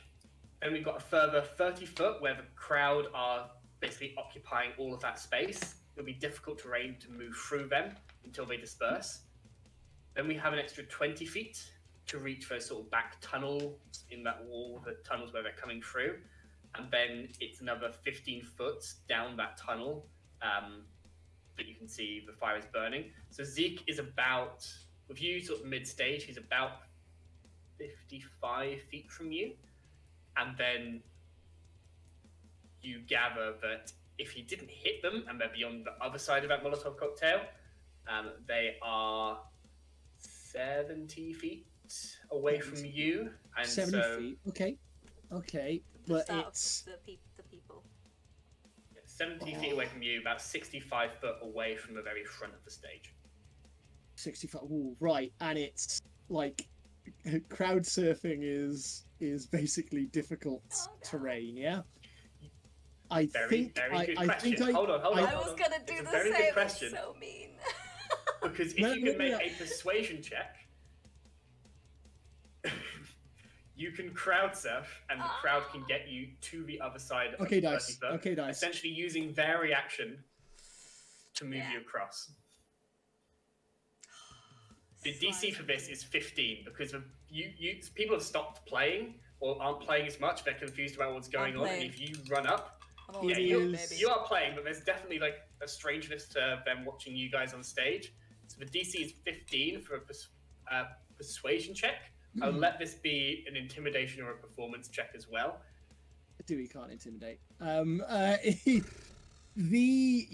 introduce you guys to a classic thing that seems to happen to me a lot. Oh no! I got a 12. 12! I don't understand how this happens, but I seem to roll, like, not just roll a 12, but also get it add up to a 12 a lot. But yeah, I got 12 on that. So you run towards the crowd, making it clear that you're about to go, and this is in the middle of a set, and you were playing. They're confused, and some of them like try and get their hands up, but they're not reacting in time. I just play tambourine. I don't like. I've got 25 foot of movement. What I need is to be able to get 60 foot range for a spell. Basically, is the plan. Okay. But you're small, right? Oh yes, yes. That is one of the bits that I have. But would that hamper me being able to see to fire off a spell? Amongst the crowd, being small means you can't really see past them. It's like essentially densely packed forest of people. But if you, I'm not sure if you have the halfling trait, because obviously, obviously, as people should know, when people take half of one makes half of the other, there is a mixture of traits. Not every single half and half is exactly the same. There's a mixture of the traits of those races, and it is a player's choice of what they can choose, as long as it is equal. Yeah. Despite people were quite confused about the fact that I took the halfling nimbleness over the dual-elf use of magic spells, I did. So I am nippy. Yes, so you are. I will rule that you are able to move through the crowd as though it were normal terrain. Sweet. Then hopefully that would. The plan is, it's what I'm doing. I am casting web. Which is a new thing that I've got. I'm not quite sure how it mixes in it. Basically, it's one of those things where Swarmlord is mostly based on bugs and stuff. So maybe I don't know, strategically get all my swarm of birds to poop at the same time. I'm not really sure quite how I can thematically fit that in. But you conjure a mass of thick, sticky webbing at a point of your choice within range. It fills a 20-foot cube from that point for the duration. So I want it on the other side of that, on the other side of that webbing of the fire. Sorry. And each creature that starts its turn in the web or enters them during its turn must make a dex save. If you fail, they're restrained. Mm-hmm. Can you read that last part of that spell for me as well, please? A creature... right, if the webs aren't anchored, it depends on... I don't know how wide that tunnel is where if the webs aren't anchored between two solid masses such as walls or trees, or layered across the floor, wall or ceiling, the conjured web collapses on itself and the spell ends at the start of your next turn. Over a flat surface, it has a depth of 5 feet. Okay.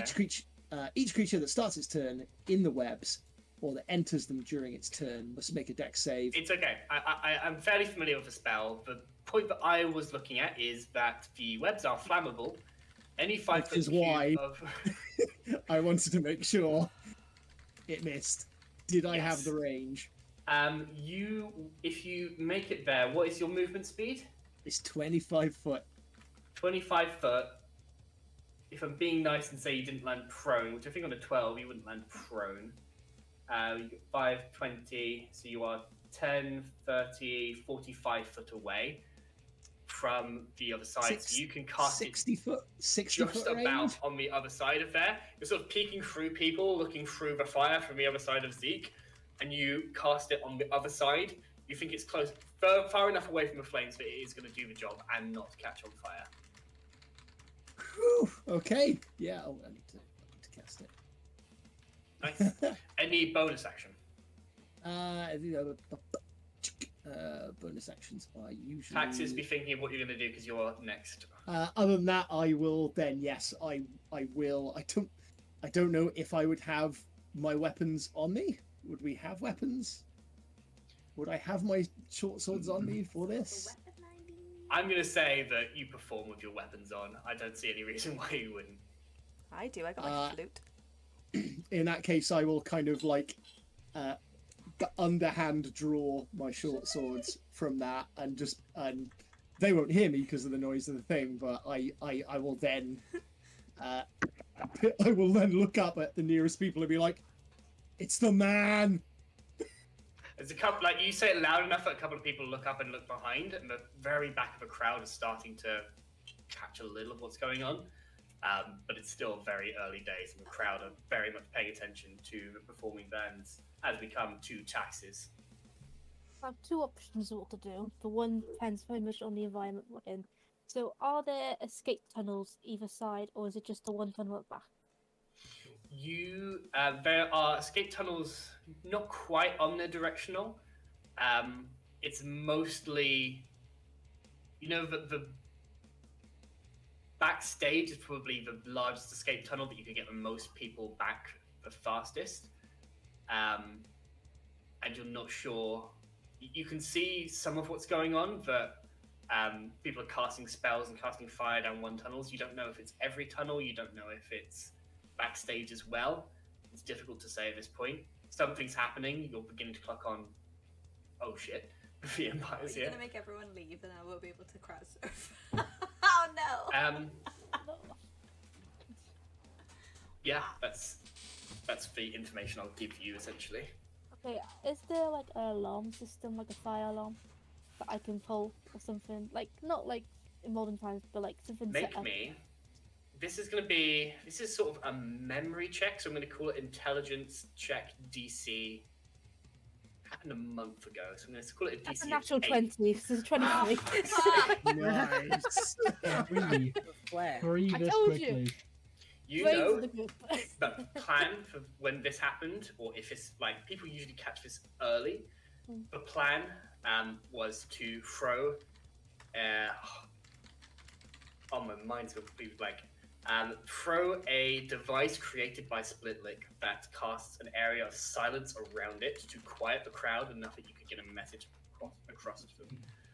It's called Project something, and my mind has gone completely blank about what it was. Buzzkill. Project Buzzkill. Thank you Buzzkill. very much. I would grab And on a natural 20, you know exactly where they are, and you think you can pick one up and throw one this round. I mean, yeah, so I'll literally pick it up and lob it. Yeah, you pirouette off the back of the sort of a lighting rig, sort of grab one in the same sort of landing pose and throw it, twisting this sort of egg timer-like shape. As it lands amongst the crowd, you sort of like, just becomes,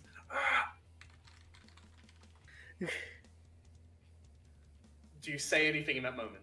Yeah, step out on the stage, like people, back it up, we gotta get out, Empire's here, fuck off, come on.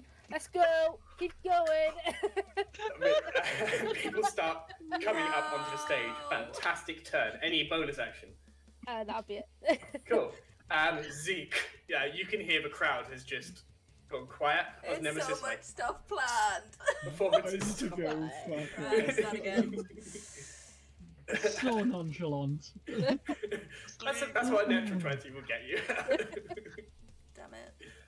Okay, Next in the order is Zeke, with Diana up after. Oh, great.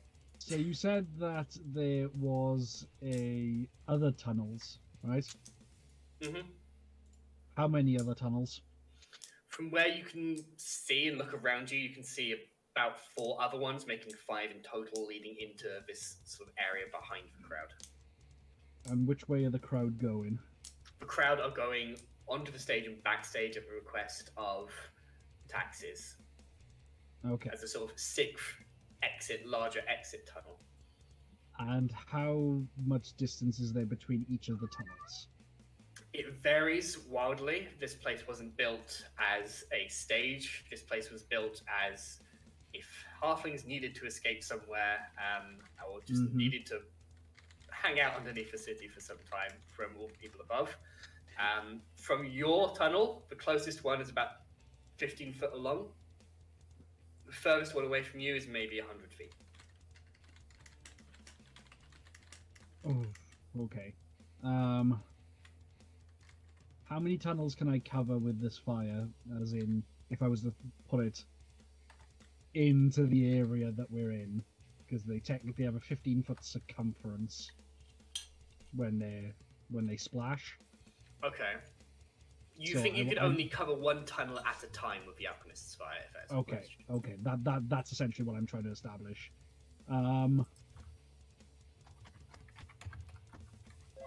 Right, okay then. Loud. In that case, I am going to begin backing up, Okay. and I am going to throw another Molotov into one of the tunnels that is nearest to the crowd. Good choice. Essentially, I am trying to keep them away from the crowd for as long as I possibly can, so they can start getting out of here. Okay. Make me an attack roll to aim it, to try and get it right in the mouth Oh, of the Yep. tunnel. Don't you do it. Don't you do it. It's an 11. 11. That's A fine bardic for a inspiration. state- Oh yes, I do. I Um, did get that in there. Loud. Don't know how. Do not know how I roll that on here, but I'll just I'll roll it manually. Yeah, just roll Oh no, I was dice. trying to do it through. Oh, Trying to okay. do it through D&D Beyond. That's a 1. That's a 12. Wow. That is, So up to 12. this is Hey, a that's- stationary mouth of a cave that's not That's my thing. like too far away from you. You toss it and you cover like the front of it. You think there's a small passage, but like the ability to like sprint towards the crowd is blocked off. They would have to sort of circumnavigate what you have created there. Cool. And then I am just going to go into a reactive stance. Essentially getting it as physically low as I possibly can. But still very much in drunken style. Just basically I'm going to try and make myself look like just an arsonist. Just like some crazy git with fire. Rather than someone who's actually going to break their legs when they turn up. Okay. So I'm gonna basically, as I'm doing it, kind of do the whole stumble and fall, but get myself like just back up, properly drunken master in it. Okay. Next in the order is Diana. Cool. I have a thing. Cool. Can I see someone yet? You cannot yet. They have not acted enough. They haven't had a turn yet in Cool. order to merge. So in that case, I would like to hold my action Mhm. till I see someone, Okay. and then I would like to do some things. If Cool. that's okay. Actually, can you hold a bonus action? No, unfortunately not. That would be the advantage of moving your initiative down versus holding your action just for that If one I turn. move, can I see someone? You would have to have. You do have dark vision. You would have to be. What's your dark vision range? 30 foot, and I got 30 foot of movement.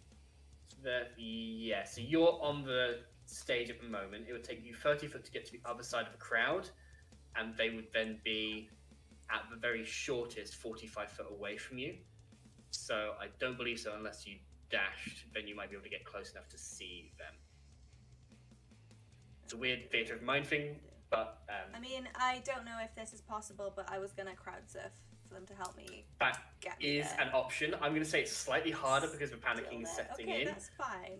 I'm going to set the DC to 18 to convince them that you are needing a crowd surf right now. The minimum I can get is a 19. Yeah. So. The minimum you can get is 19. Yeah. I have a thing. Yeah. Reliable talent. I can't roll less than a 10, and I've got +9, so. Please roll, just in case it's an at one. Please do roll. But it's also I a 19. know on ability checks, it's not going to cause you to fail, but it is going to cause something. Some fun stuff. Yeah. So I will. I want to take my guitar with me. Can we do that? Is that a thing? Ooh, I don't Yeah, know. you just dive. Just dive on in your and hopefully back, not hit anyone. dive on your back, but you've got to look upside down. Just like hold it on my chest and just go for it. I don't know. Okay, yeah, I will. Is it a free action just to swap guitars? I really want my main guitar. Yeah. Object interaction, I'll say it's on the stage. You just quickly grab the guitar you want. Get my main guitar. And then I will, I'll be like, help the cause! And then I'll be like, crowd surf! Yeah. Really go for it. Roll it just in case you get a nat one of some kind. Of some kind? Of many kinds Of some nat kind. ones. I mean, there is 2 kinds of nat ones with us, so... That's true. Okay, cool. So it's not a 1, which is great. It is a 5, but I have a thing that is called, it is called... Reliable talent. Getting people to adore and listen to you is Well, something you it's can silver do tongue, so reliably. it's persuasion. Persuasion roll of anything roll below a 9. You can count it as a 10. So I got a 19. Nice. As an eloquence bard, you pirouette and you catch people's attentions enough that they grab you and then use essentially their reaction to move you along the 30 feet that they have. For anybody who's sort of old school D&D and knows about the peasant cannon, or the commoner cannon as it is known. I've heard of this, yeah. Think of it like that. They are prepared and ready. They move you along the top of them, and you reach a point where, with only about 5 foot of movement having been spent, you have travelled 35 feet, and you're now 20 foot from the sort of the walls and 35 foot from where the enemies are starting to emerge. So with another 5 foot of movement, you have 20 foot left, and now you can see. Okay, well, I will use the movement I have left, and well, I want to see somebody. That's what I want. You step forward more. You see one is burning and webs behind it. You see one is burning sort of most of the entrance to the front. There are 3 others, and down them you see. You immediately clock there's an elf, very clear indent mark, but Empire regalia, a halfling or some kind of halfling, half human, it's difficult to say. Again, indent mark, Empire regalia, rushing down. I would like to pick a particularly big looking person. Well, you can see that there's an orc behind the other one, but let's say that there's a half Goliath, half elf running down. That big boy there. Yeah. There's another half Goliath. Half Goliath, half elf, it would seem. Oh no. Not as big as you, Don't don't worry. Don't worry, you're 16 foot tall right now, I okay? found my target. That's all I'm saying.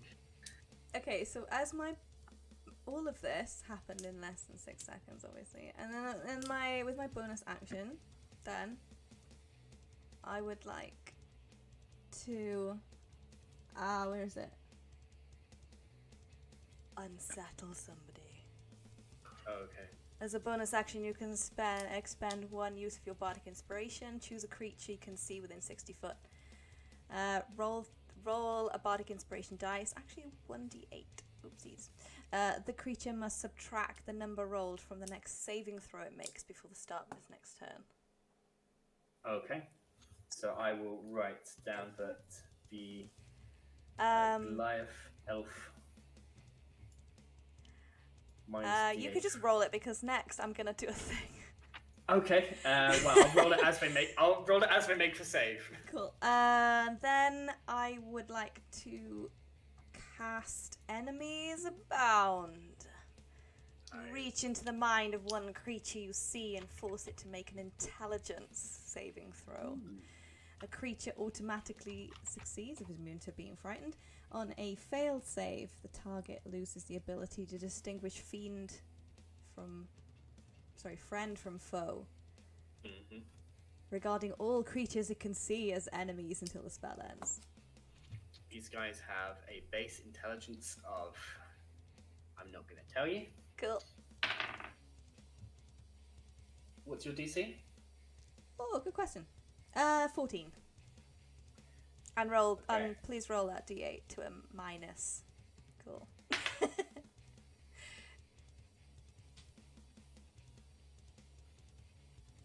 It's a 15 minus a 1. Oh! Their intelligence Why do I modifier bother? is +0. That's very unlucky for you, unfortunately. You see the spell take hold, you see them unsettled and begin to turn around, and then just snap their head back to reality and just look towards you. I'm a die now. And Okay, you bye. just hear a shout of, "The enemy has spellcasters!" Great. Oh yeah. No shit. As a Right. sudden snap back to your, oh yeah, spellcasting and spellcasters, extremely illegal in the Very Empire. illegal. Very much kill first, ask questions later. Yeah, I'm well aware that Unregistered. I'm gonna be killed first. So As we come it was one shot or die, and I'm gonna Yeah. die. as we come to the baddies turn, as the Empire soldiers. 3 of these tunnels are free, and you see these Empire soldiers dash forward. They do not have enough movement to close with the crowd without dashing, or at least the back of the crowd. But you see one after the other, they are using their movement and dash to move into this place. Some of them that aren't closing, like the first few, use their dash to get level with the crowd and begin sort of as though they're going to make an attack on next turn. Other ones come in just behind with like crossbows and begin leveling them and just, again, everybody be aware, and we have a system here where you can X card if things are getting too essentially just something we don't want to be hearing, something we don't want to know again, but they do begin firing recklessly into the crowd, who are beginning to try and panicked run onto the stage and out the back exit. If Yes, I have a point. are... I have a Go point from ahead, Phil. sorry. Yes. Is that they're coming from all of the tunnels, or the one with the web and the fire? Good question. The ones without the web and fire, they are running straight down. Right. The Goliath elf is running directly towards you, Diana, rather than towards the crowd.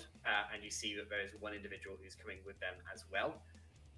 They look to be just a full-blooded elf. The ones with the fire we'll address in a moment, because you had a question, Ben. I would like to grab one of the projectiles out of the air and throw it at this Goliath elf that is approaching Diana. Absolutely. I would like to redirect that projectile if I could, please. Yep. As you see, streaming through your door, you have people coming who are being essentially forced through the fire.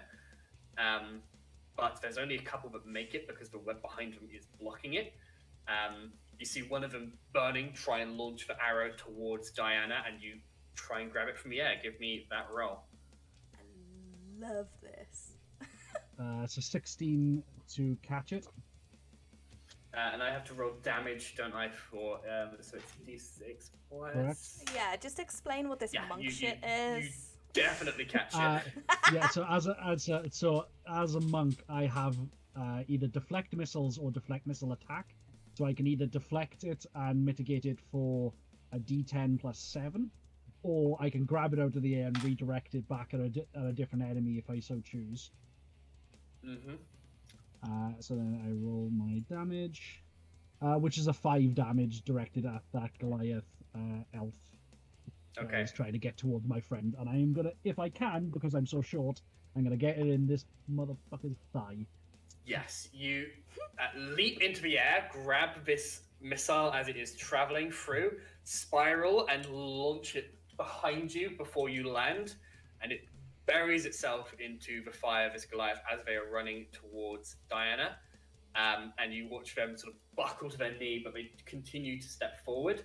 I don't believe that you said Diana stepped back, which would put you exactly 30 foot, enough for this I'm Goliath standing to close there, with you. playing my guitar, knowing that it's all over.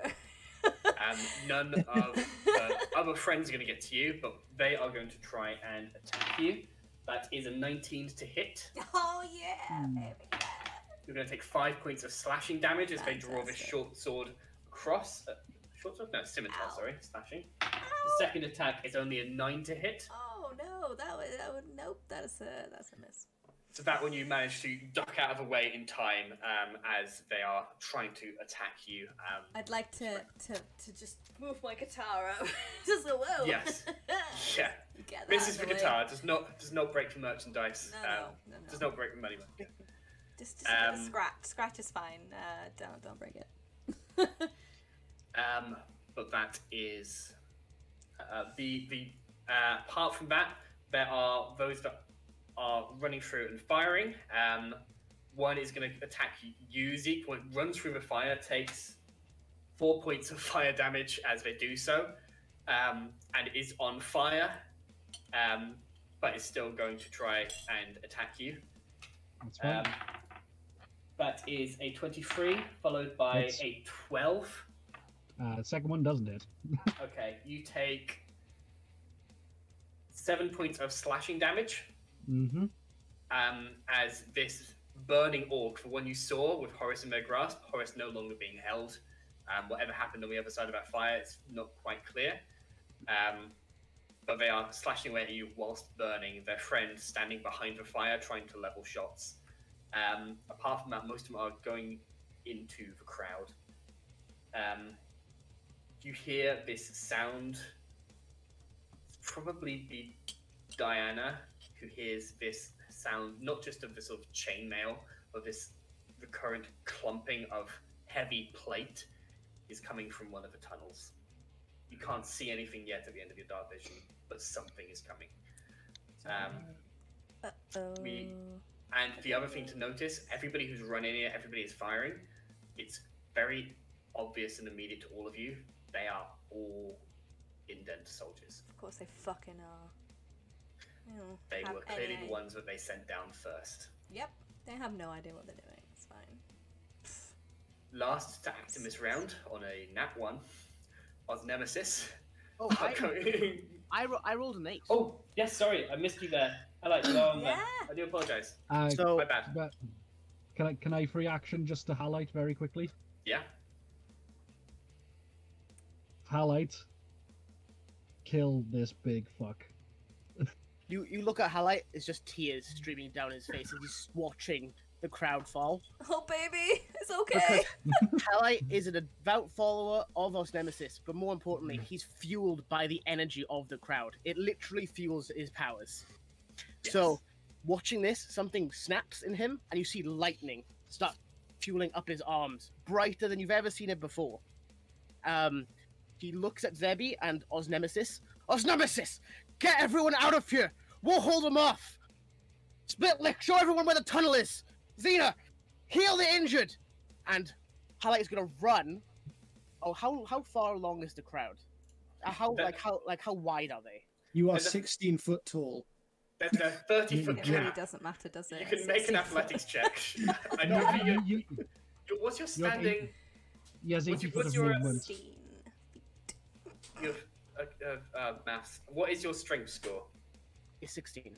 I'm not trying to push No. past anyone. I'm asking. No, like, with the giant modifier, you would be higher.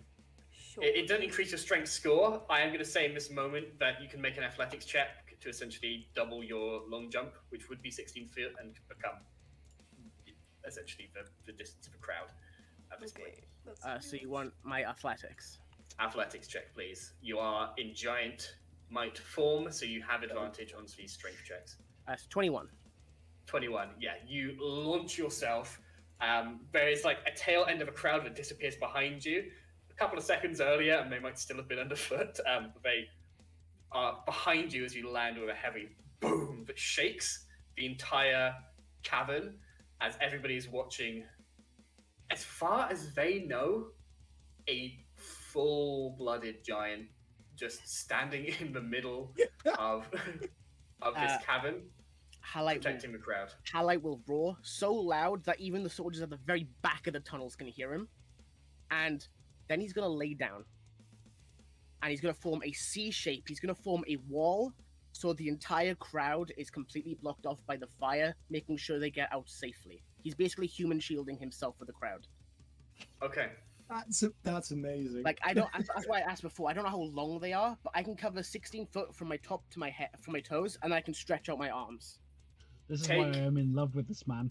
Take a DM's inspiration. I would never as you use your action to just fully block the back of a crowd. You're aware that a lot of shots are going to be coming towards you now. I would like to rage. you rage. Lightning spirals up from the black and red tattoos of Osnemesis around your body as you scream and growl, lying on the ground as like just crossbow bolts unending begin to pepper your back. As the sort of frontline soldiers, but were just about making contact with the crowd, are now pushed back, and all they have to hit is you. That's gonna hurt. But everyone else from the crowd is now rushing on. Osnemesis, acting at the end of a round, and the sort of the crowd at the top of a round, they are ushering people back. They are getting them going. Split Lick is like moving people where they need to move, and the crowd are moving a full dash.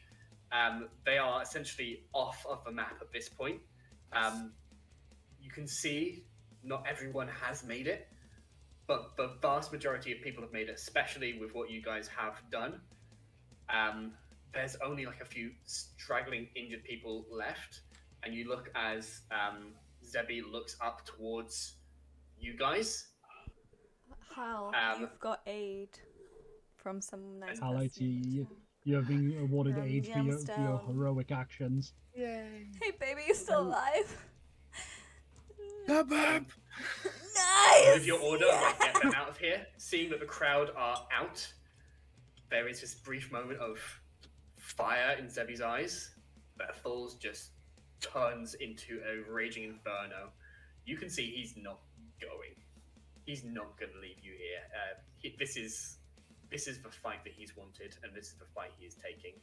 And the rest of us Nemesis seem to be behind him on this one.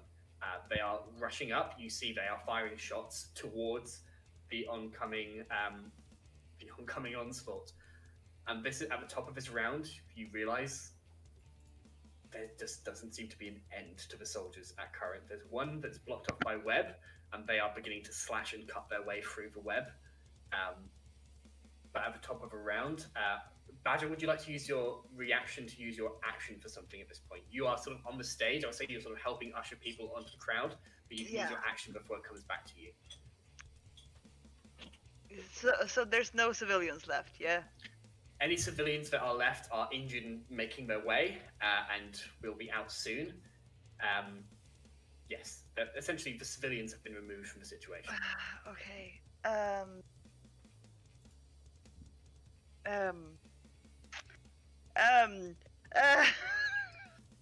don't know what to do. Where is Mary? Where's them all? Okay, no. So. Burn them all. Should I burn them all? Probably not. No, not a good idea. You're evil today, I'm just gonna point out. I am evil today. I don't want to be evil today, but okay, we're doing it. So there is still some tunnels that aren't blocked off, yeah? Yes, there are 2 tunnels that are blocked off with fire, although it looks like these indent soldiers are being pushed through that fire. But one of them is also blocked by a web, which seems to just be mechanically blocking it for them. For 3 other tunnels, they are streaming through. You count maybe 5 or 6 soldiers from each tunnel already in this place, and there just doesn't seem to be an end. And one of them, you can just hear this sort of heavy clunking of plate armor working its way down. Decisively. How far away am I from these? From them, you're about 50-55 feet from the tunnel entrances, being still on the stage. Okay. This is your act. This is you using your reaction. So you just take an action here, but then you will go straight back into your turn. Yeah. Yeah. I will. Okay, we're going all in. By the way, I'm gonna cast Flaming Sphere. Yes. In the one of the doors that seems like there has the most people in it. Which is let's see. Wait, give me a second. I'm sorry. 5-foot diameter sphere, and we have established that these are not big tunnels. These are not big tunnels. You create a sphere the size of this tunnel, fully filling it, and then just push it forwards, is what I'm assuming you're like. Yes, I will push it forward through the tunnel as far as I can. But since so my range is 60 feet total, so I can probably only push it like 5 to 10 feet forward. Yeah, but... yeah. As your reaction, look, you use your action to cast a spell, and then if you'd like on your turn, you can use your bonus action to advance it another 30 foot. Yes. Yeah. So everyone, they need to do a dexterity saving throw. I'm pretty sure, right? Yeah, I'm gonna roll just a quick roll. So this thing appears 5 foot, so I'm gonna say that's 1 person, and then you just shove it through another 30 foot. We're gonna make about 7 dexterity saving throws. A disadvantage because they are crawling through these tunnels. Yeah, my it is 15. The number. 15 is what I've got to beat. They do have a decent dexterity. It's a plus. I'm not gonna tell you. And the First one succeeds, even at disadvantage.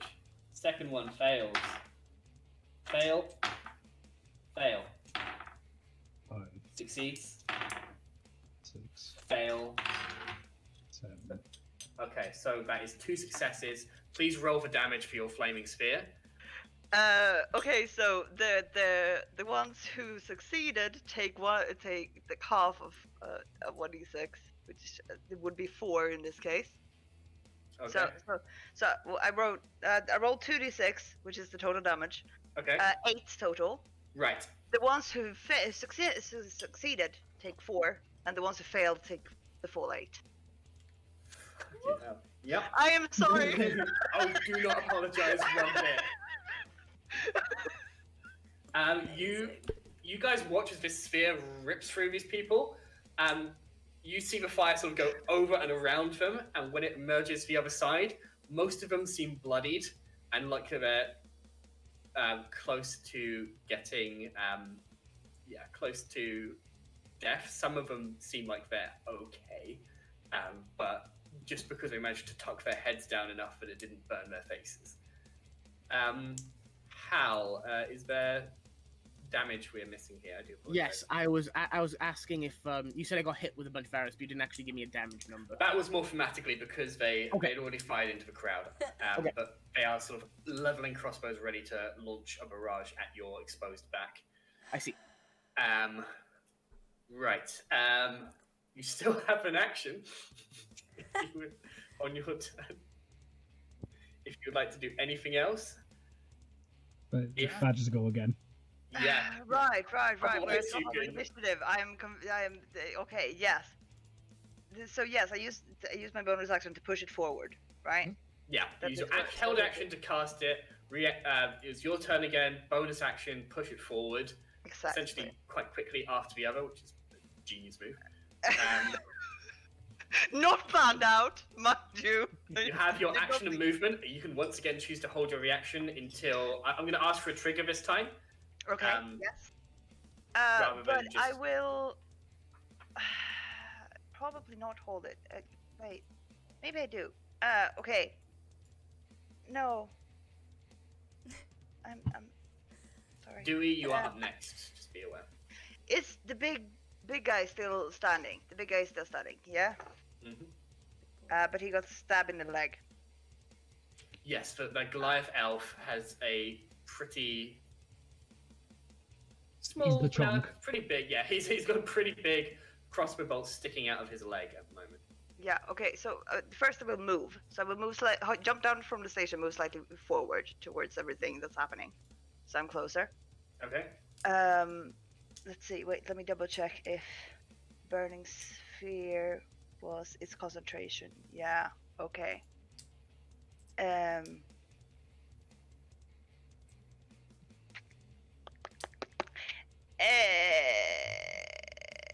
Yeah, no, I don't know what to do. Fine. You might. That's a genuine thing. Badger's like, what do I do? I'm gonna I see an opportunity, but I'm gonna say that is you're holding your action until you see an opportunity to help your friends by causing some damage.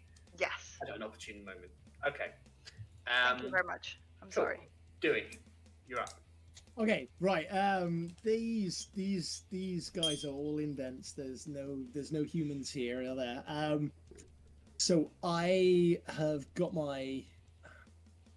Do it if I attack. Okay. Am I in range to? How far away from the big guy am I? Big guy sort of center of this area here, so maybe from where you got to 5-10 feet. Okay. But there are other indent soldiers in there here are as well. a lot. There are about somewhere in the region of 25, 30 indent soldiers. How many of the crowd have they killed, would you say? Looking around, taking a quick glance around, you think maybe that many shots into the crowd, being civilians, most of them. Okay. Somewhere in the region of 10 to 15 bodies are lying on the ground. I don't know how much talking I can do. What part of my turn it's gonna take up, but I would basically the entire time I'm doing whatever the fuck I'm about to say I'm gonna do, I am saying, you don't have to do this, guys. We've got a new way. Revolution is coming. You guys don't have to be sent here to die. You can have more than this.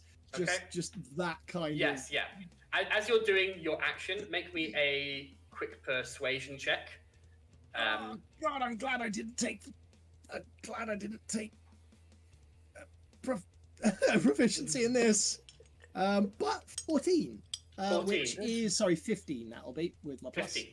Okay, cool. You are saying this, and tell me the action you're doing it with at the same time, and you're seeing some of them like trembling as they're holding these crossbows. Right, this big fucker is on Diana, though. Yeah. Yeah, this Goliath elf is just not letting. Right. Up. In that case, I shout that, and then I move and I whistle as well.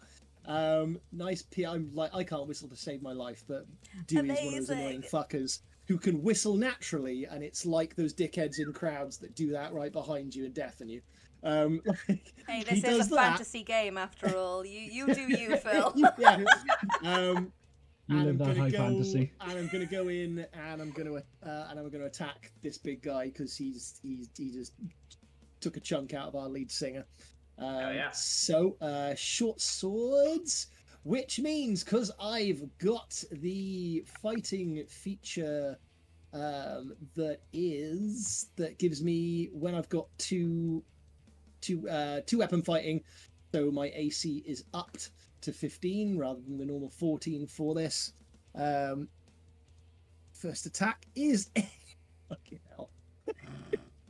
Oh my God, you're fucking kidding me. Guess what number it is? 12! It is 12. Yay! It is It's 12. a Phil number. Does that hit this guy? 12 does not hit their AC. It's fine. No, Right. but it's like a natural 1 for Phil. I don't know.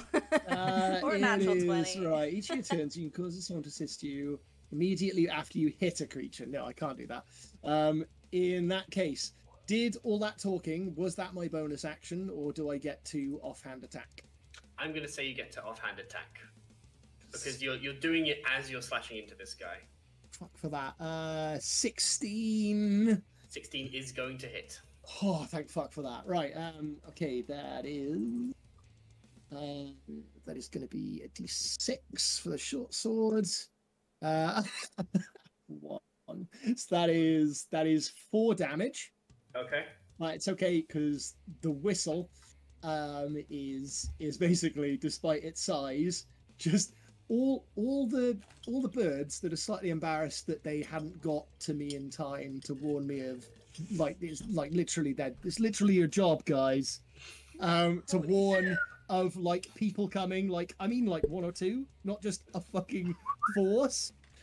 They've all kind of banded together and they're like, oh shit, and they just pummel this guy. And one of the features the Swarm Lord can do with Gathered Swarm, when you hit a creature with an attack, you've got a choice of 3 things to do. Make a 14 DC strength saving throw, or be moved up to 15 feet away. They fail. They are moved 15 foot away and slam into the far side wall. In fact, you can choose. They either slam into a wall or they slam like a bowling ball down one of the tunnels. Oh, down one of the tunnels. Yeah, slam them back down, knocking a couple of others prone as they go back. As this just cloud of birds descends and boof, pushes them back away from Diana. You don't have to do this. You can be fine. Fight for who you are, not what they tell you to do. You see, some are shaking with the crossbows and looking around at the situation. Some of them may well have been members of a crowd at some point in their life. Certainly, that's what Nia's ledger would suggest. What? You're not sure. Okay. As we come to taxes. Speaking of members of the crowd, can I do Eye of Detail to see if I recognise any of them in the crowd?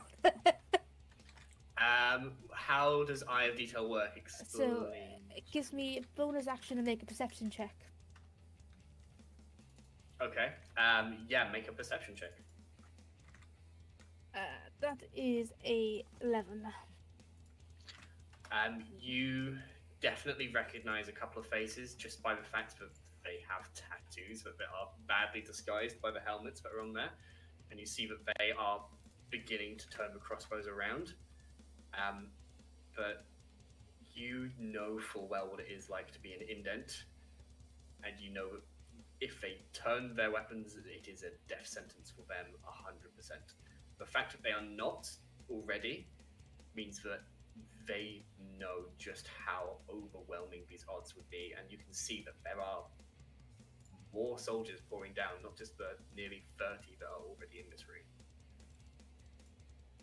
Then I'll probably make it my action to shout at everyone and be like, guys, we should fuck off as well. Let's go. We should leave. Let's go. We can stay.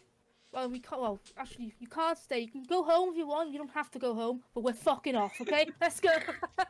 It all comes through. Well, that's the most small town British pub bouncer. You don't have to go home, but you do have to go home. Yeah.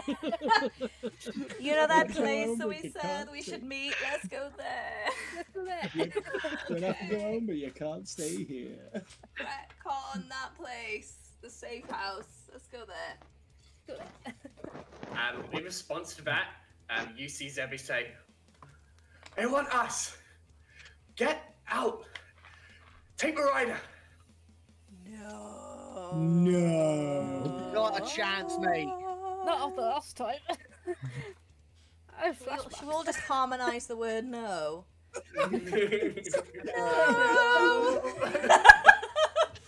Sam, you have a better chance of TPKing us than letting the NPCs die. The contrast there of taxes and Halite, they're just being like, no way, I'm not leaving you. And Halite being like, I'm not getting on that boat again. Sorry, being like, I'm not getting on that boat again. Okay, that is Tax's turn, I think, as we come to Zeke. Cool. Then I'm just scrapping with this orc boy. Like I'm fully ignoring everything that everyone else is doing. Okay. Like I said, I'm scrapping until the band is gone. Okay. So I'm gonna attempt to smack him straight in his kneecaps first of all. Actually, how tall is he? I should ask that first of all. Am I able to reach his face for a change? He is an orc. He is a full orc. He's a full orc. Then I'm gonna punch him in the kneecaps then. Yeah. Yeah. So I am gonna smack him in the kneecaps. It's an 18 to hit. 18 will definitely hit. That's a 8 to hit, damage, first of all. 8 damage to orc. Yep. Okay. Flurry of blows. Okay. I am going to smack him again in his other kneecap. All right. 16 to hit. 16 definitely hits. That's another 8 points of damage. With this, you crumple the kneecap and his head like slams into the ground, still softly burning. Softly is he burning. still up? He is unconscious or dead, and you did bludgeoning damage, so you tell me if you're trying to do one or the other. I'm not trying to. I would have just broken his legs more than anything else. Yeah, he passes out from the pain of his broken kneecaps. Is there anyone else who is still somewhat nearby who can get Diana? Oh, that's me. On their next turn, there are a lot of people now in this like small chamber area that can get up to Diana. Cool. As part of that, then I can use my movement to get to one of them because I can. That's part of my drunken style is that I can attack during my flurry of blows. As I can basically stagger over to someone, and then I am going to turn and just haymaker someone as hard as I can in the balls for a stunning strike. Okay, make the strike. Fucking love monks. It's a soft 20 to hit. Yeah, that'll do it. And that's 6 points of damage. 6 points of damage. Plus they are stunned. They get to roll a Constitution saving throw. You never know. They fail, but Yeah. I mean, I assume a 14 fails, but yes, it fails. yes. I guess this is one of the advantages of a male DM. Punch an NPC in the balls. Well, yeah, you definitely stunned. Because You I didn't have to wouldn't use know a that. feature for that. Because I was like, There's just like no. There's just like a sharp intake of breath as they are stunned. But we come next to Diana. How many people? I am I am currently in front of you, Diana, just because that's the way I staggered to. So you do have a boundary break in front of you. I thought I was. Am I surrounded? That's quite a lot of people. No, it was just the big guy who was in combat with you. The rest of them were about to start approaching you, but that's why I smashed one of them in the bollocks to try and get them to think twice about it. Okay, cool. Big guy got sent down the corridor as well. Yes. The big guy. So there are loads of people coming in, but there are also lots of people in here with us right now. There are more people coming down these corridors, and you guys have taken out 2, maybe 3 of them, and there are still about 20 in the room with you. We should leave. Very much so. How many of you people here look like you're leaving? Alexis is on the stage pointing in You're head in leaving. the You're direction. leaving. You're not leaving. Look, because you're 16 the two far. frontline fighters are going to be the last ones to Yeah, leave. but we can't. No, we can't. We can't do this. Because we have the damage sponges, that's why we're here. Is to get you squishies out. I've literally formed a wall, so if you get past me, then you're safe. Yeah. Which is why I am literally in front of you. I may only be 3 foot, but I can jump apparently. For them, it's you me, you, and then Ben. White gnomes can jump. If he can rip my earring out, he can jump over anyone's head. In the previous game, I managed to jump 8 feet into the end of the earring out. That's why I got a scar on my hair now. Ooh, I have so many options to do. So many options. After Diana will be the Empire soldiers. Yeah, it's an issue. I will say with like my free words, guys, we need to leave. Hey babe, we need to leave, okay? Babe, let's leave. Babe, I know he's not listening. Babe. I am listening. I'm just trying to think of a response. Okay, It doesn't babe. have to be exactly 7 words. It's okay. Oh. For Babe, we need those to leave. wondering why we're doing this, we have a sort of rule of like quick reactions should Yeah. really only be like 7 words that you can get out. 7 Babe. short words. Babe, we need Most to of them leave. babe, apparently. Babe, we need Don't worry, to I have a leave. plan. Get Let's behind me. go. Nope. Okay. Okay. After I say that, I will. Pooh, is that a saving throw? Yes. I don't think he's very wisdomous, but we're gonna do it anyway. I'm gonna do the same thing again. I'm going to stare this guy, a big guy, in the eye. Mhm. The big guy isn't anywhere near you. He's been barreled down the He corridor. has been barreled down Who is with a the flock of immediate? crows. Who is the immediate? It's just general soldiers now. There are general soldiers of. You're starting to see some humans emerging from the tunnels. Okay, so but it seems this first vanguard that got sent down to take Cool. the brunt of the attack was all. I heads. will pick. Go get it. I will pick whoever. Let's say the first human I can see, because I know they're not doing this because they have to. Okay.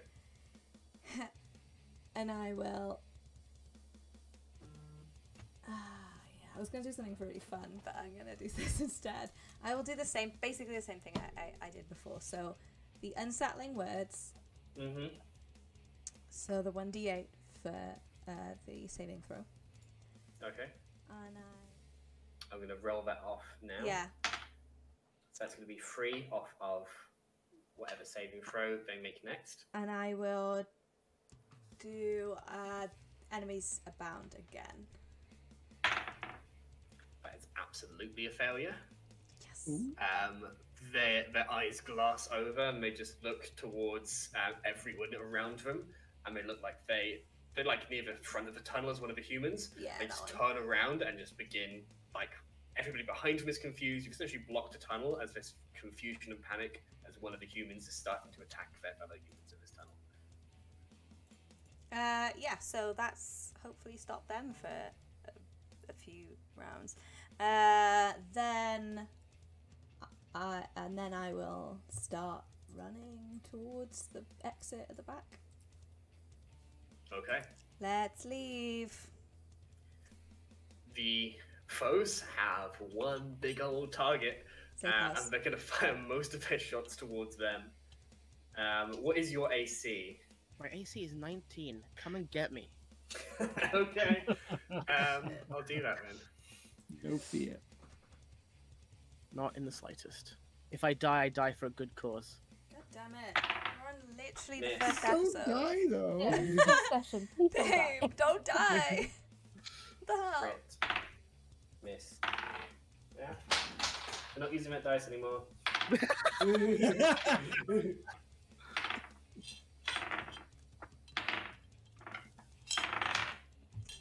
lot of dice sounds. It's a lot of dice. Enough God. dice. Okay. And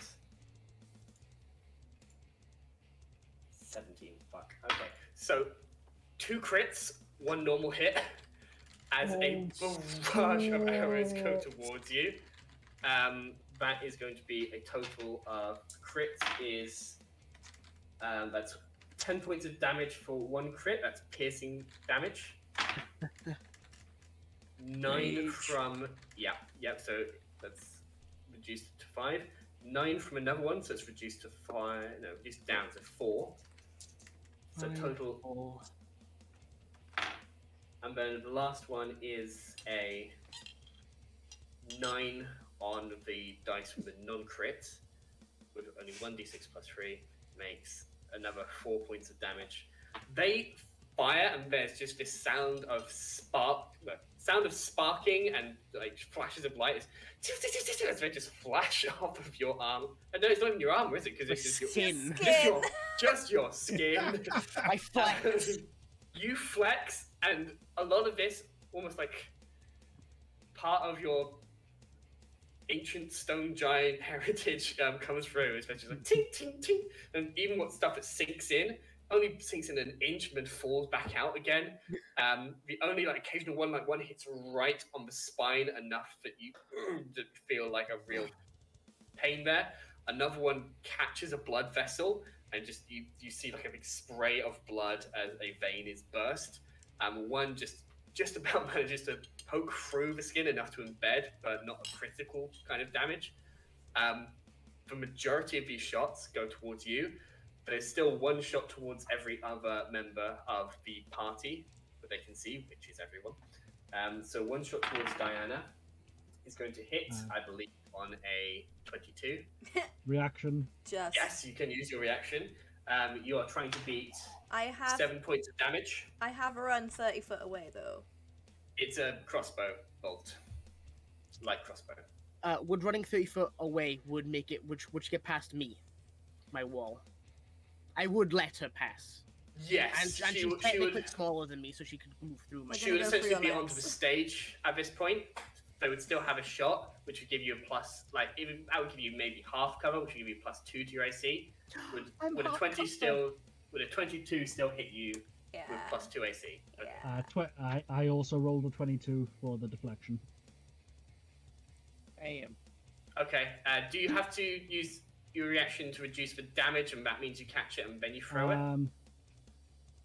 You can use your reaction to deflect or catch a missile. When you do so, the damage you take from it is reduced by 1d10 plus 7, so I'll roll that now. I think you automatically catch it, it's just whether you... Yeah. Oh, 1d10 plus 7, yeah, okay, yeah. You automatically... yes, that's an 11.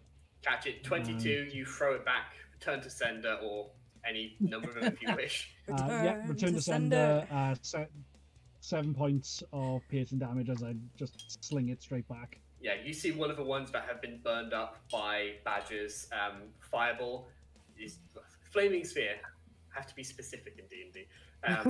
Just collapses their neck, neck bleeding out, and is dead. Cool. I'm just gonna. Not my fault. The one that comes towards you is going to hit on a 23. That is going to be 4 points of damage to you. Cool. One coming towards Dewey. I'm rolling hot for everybody apart from trying to hit Halide. They're all clearly too intimidated. That's 5 points of damage to Dewey. Badger, you're going to get the protection of half cover. You're still on the stage. But that is only going to be a 9 to hit you anyway. And the same for taxes. You get +2 to your AC. That is a 15 to hit you. +2 to 16, so that's a miss. Nice. As it sort of pings off of the side of Halite, providing you cover. As this sort of barrage, Giant thumbs up. There's like a barrage is not like a perfect unison shot all at once, followed by loading crossbows, but you just hear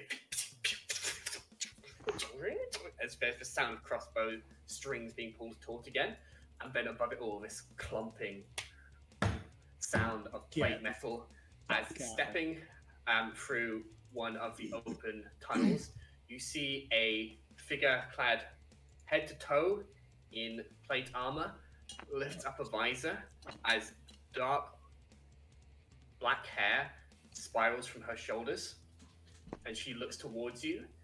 As indents in the city, you recognize this woman in this moment. This is not just any soldier. You are looking at the Reeve herself, Marinette Teddy, a human woman, old Empire family. Balin's favor shifts wildly. They rarely make it 5 years of Reeve in the city. She has been here for 10, and she intends to keep it that way. Fuck. She looks at all of you, pulls out a short bow, and is going to pick 3 targets at random. You've got 1, 2, 3, 4, 5, 6. I can see you on my We screen. in trouble. 1 towards Badger, second one towards Dewey, and 1 towards Diana. So Oh, the Diana, squishes. Diana and Badger both have half cover. Dirty Yes, so you both get a +2 to their AC. The 1 towards Diana is going to be an 18 to hit. Yes. The 1 towards Badger is going to be a 24 to hit.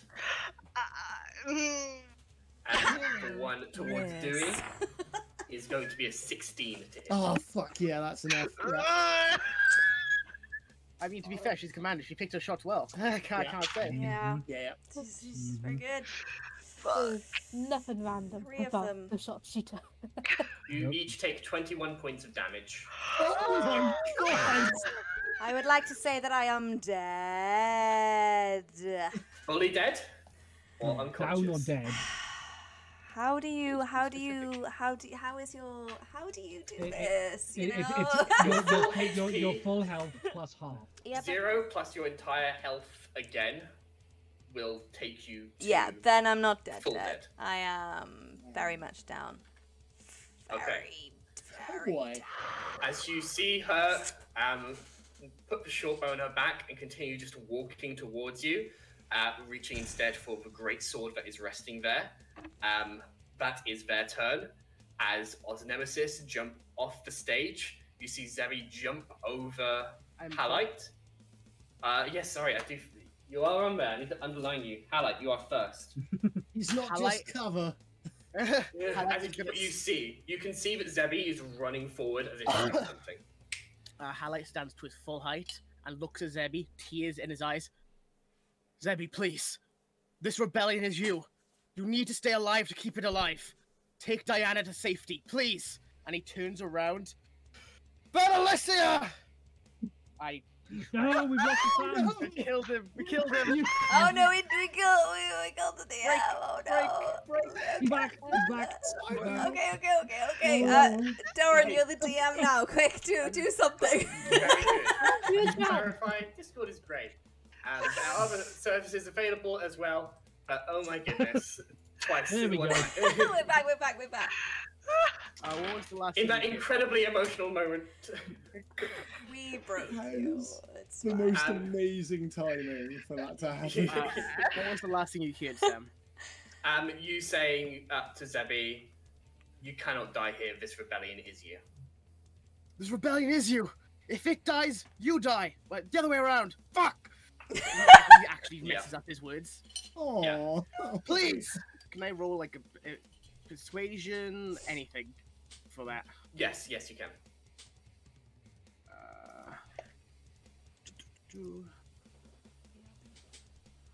That's 14. 14.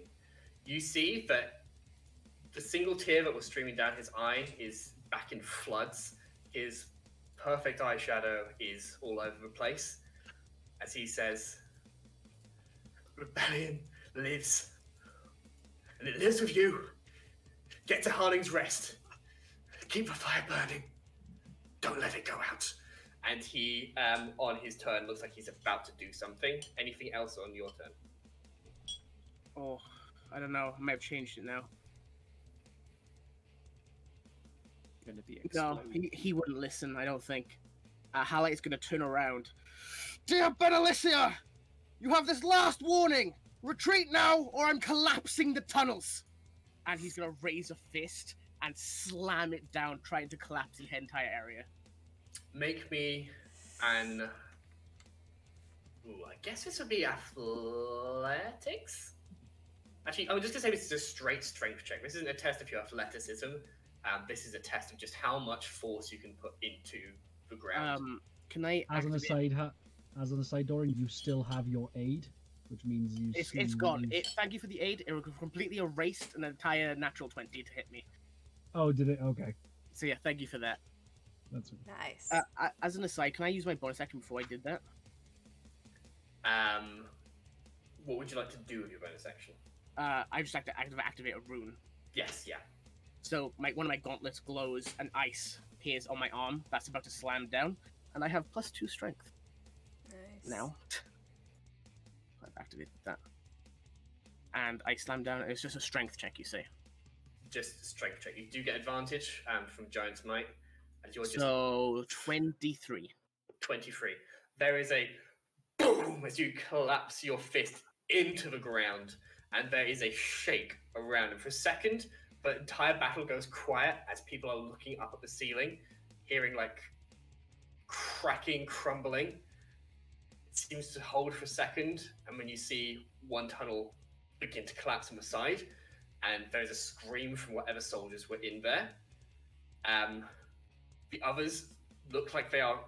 There is signs of crumbling, but you're not sure if they are going to go, if they're going to hold firm. Certainly, you got one of them, which you punch the ground so hard that the earth shook enough to collapse. The tunnels that have stood here for centuries, and some of them more might go. The leader, this woman, Itabi, just looks to you and just cocks her head and just keeps reaching for that greatsword and is advancing. Action surge.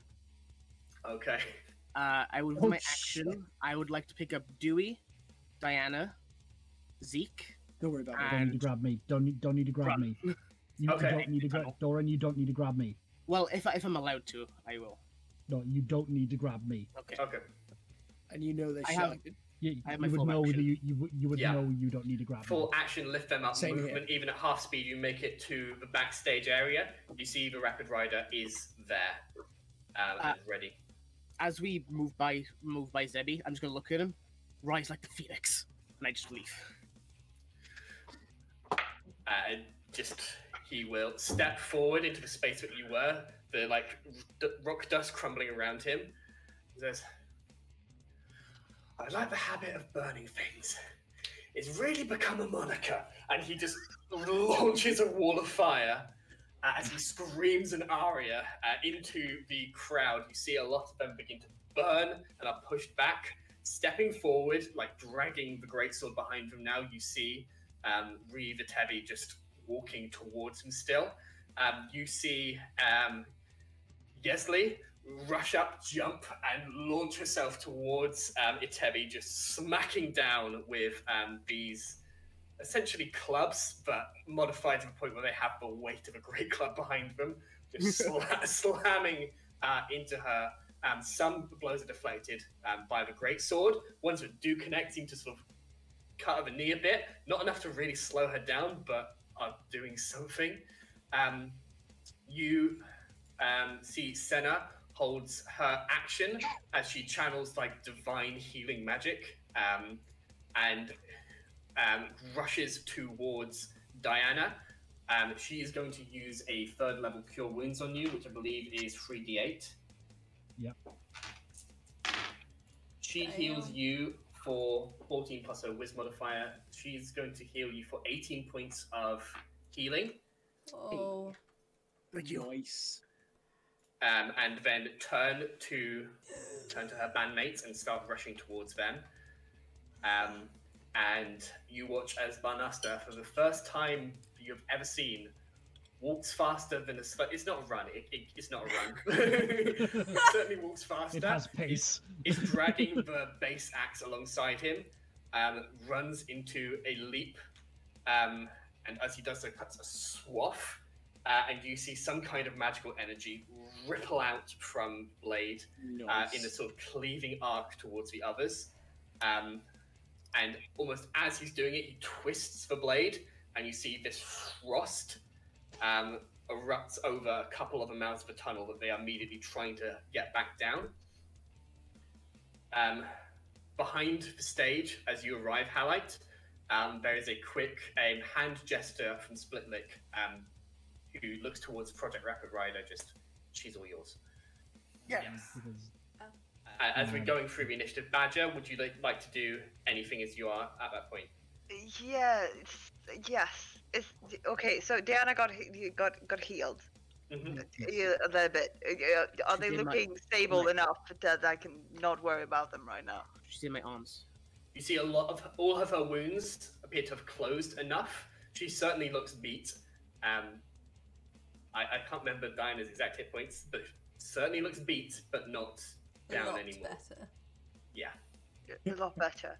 A lot better. Then I would like to touch our resident ranger and cast Cure Wounds Okay. on him.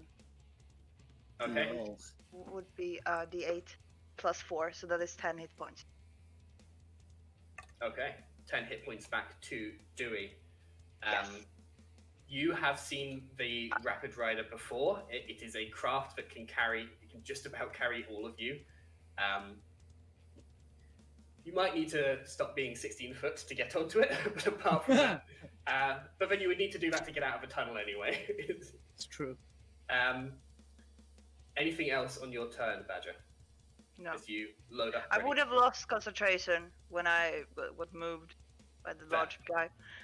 So the fiery sphere is not there anymore, probably. No, it's not. I've lost No. concentration. And the guy That's is fine. not attacking all of its other friends. Yeah. Dewey. Yeah, basically to thanks for the heal, and I will. You can do bonus action, and you can do spells on bonus action and action, so long as one is cantrip and one is Correct. first, one is a level spell. Mhm. I'll say the bonus action and my movement first is to use my bonus action. Part of being a duo elf, once per day, you can cast Misty Step, and I will just disappear I just evaporate, basically, just 30 foot back onto the stage and just run.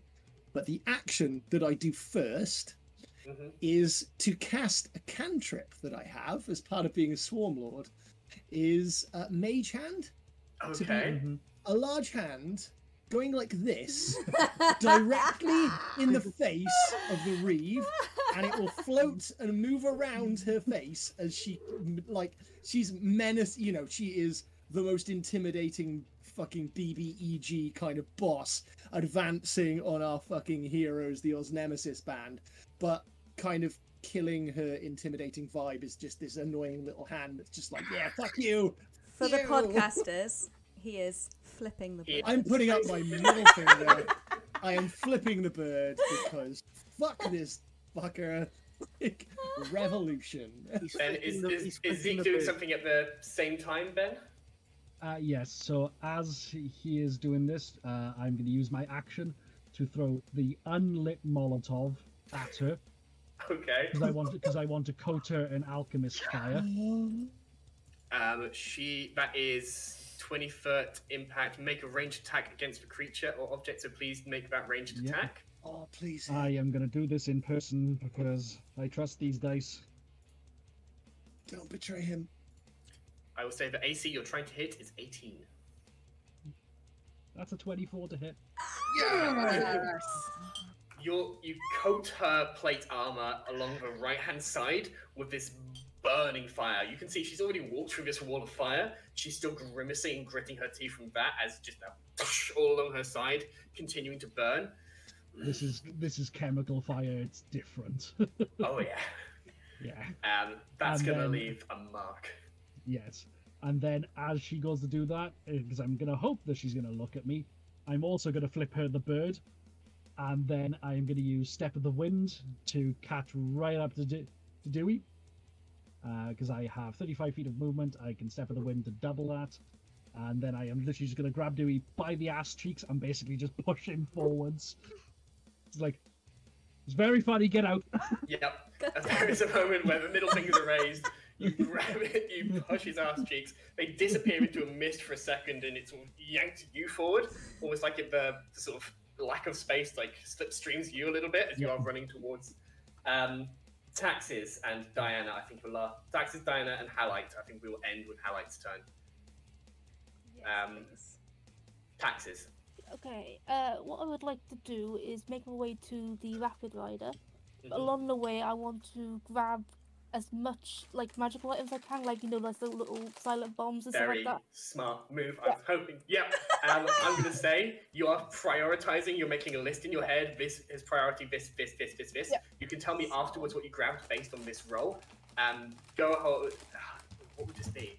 This isn't. Oh, this is definitely investigation, isn't it? For spotting exactly where things are and making that list and prioritizing. Yeah, this is investigation. Making a list, checking it twice. 17.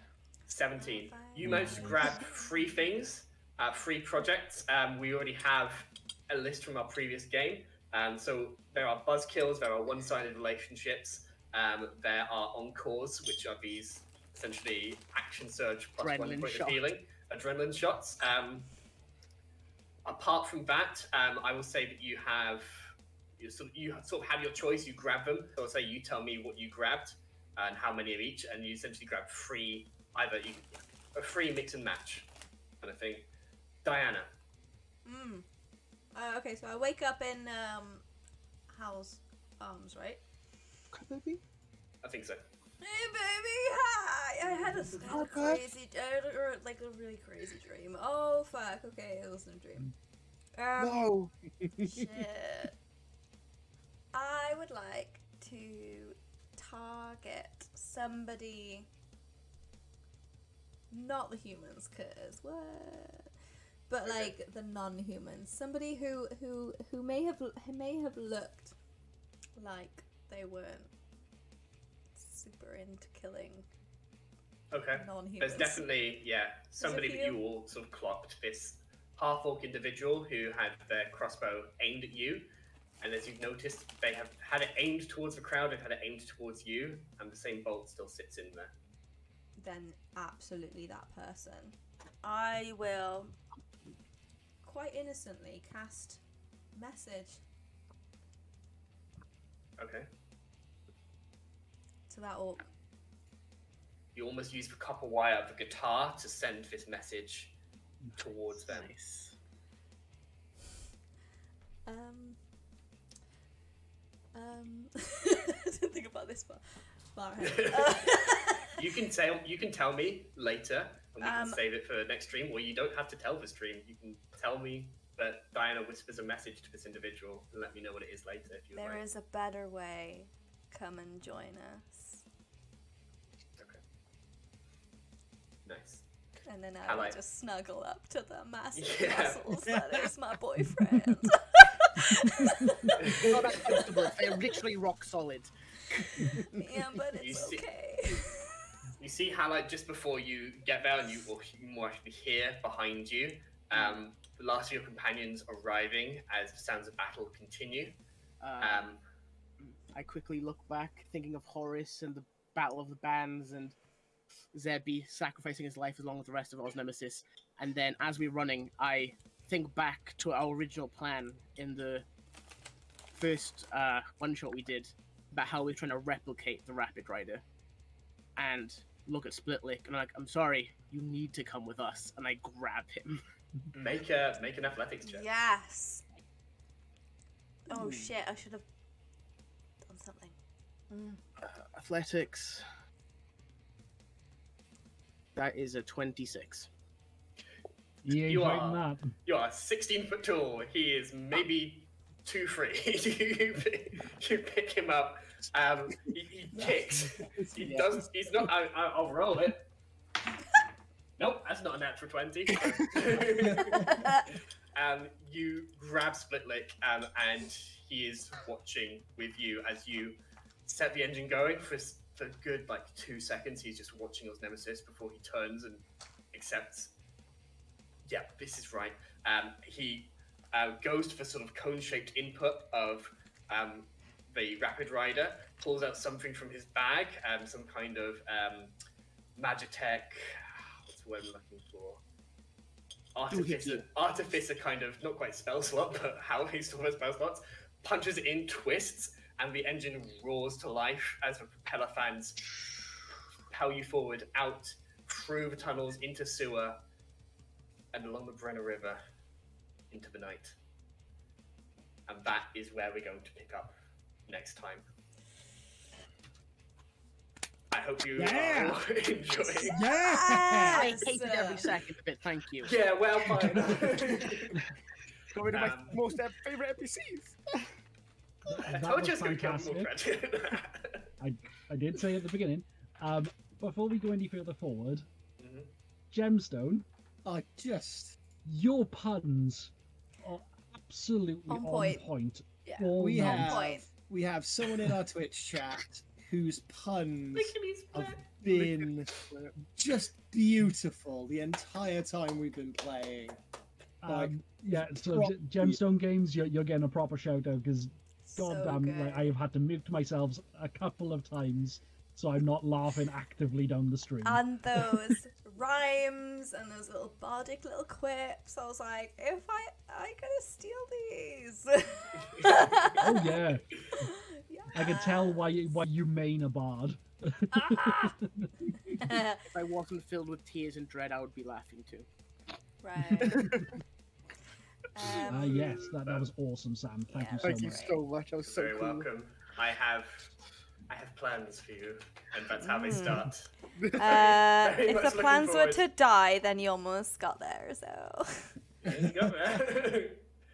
That would have been a strange start to a campaign. Oh yes, she rolled well, but that was not max by any means. Oh yeah. Oh, I know. I know it wasn't, but I really wanted to use that last Molotov you gave me because I really want. Oh, yeah. I'm really hoping that you've next time I mark. see her that she is burned from head to toe. It's like you caught like the right side of her face and arm with that throw. She's not going to have much, if any, hair left. Good. But on that note, thank you for joining us this late. I know we're going to run a little bit, and thank you to all my players as well. Thank you to everybody in the chat, and just thank you, guys. We are going to continue streaming.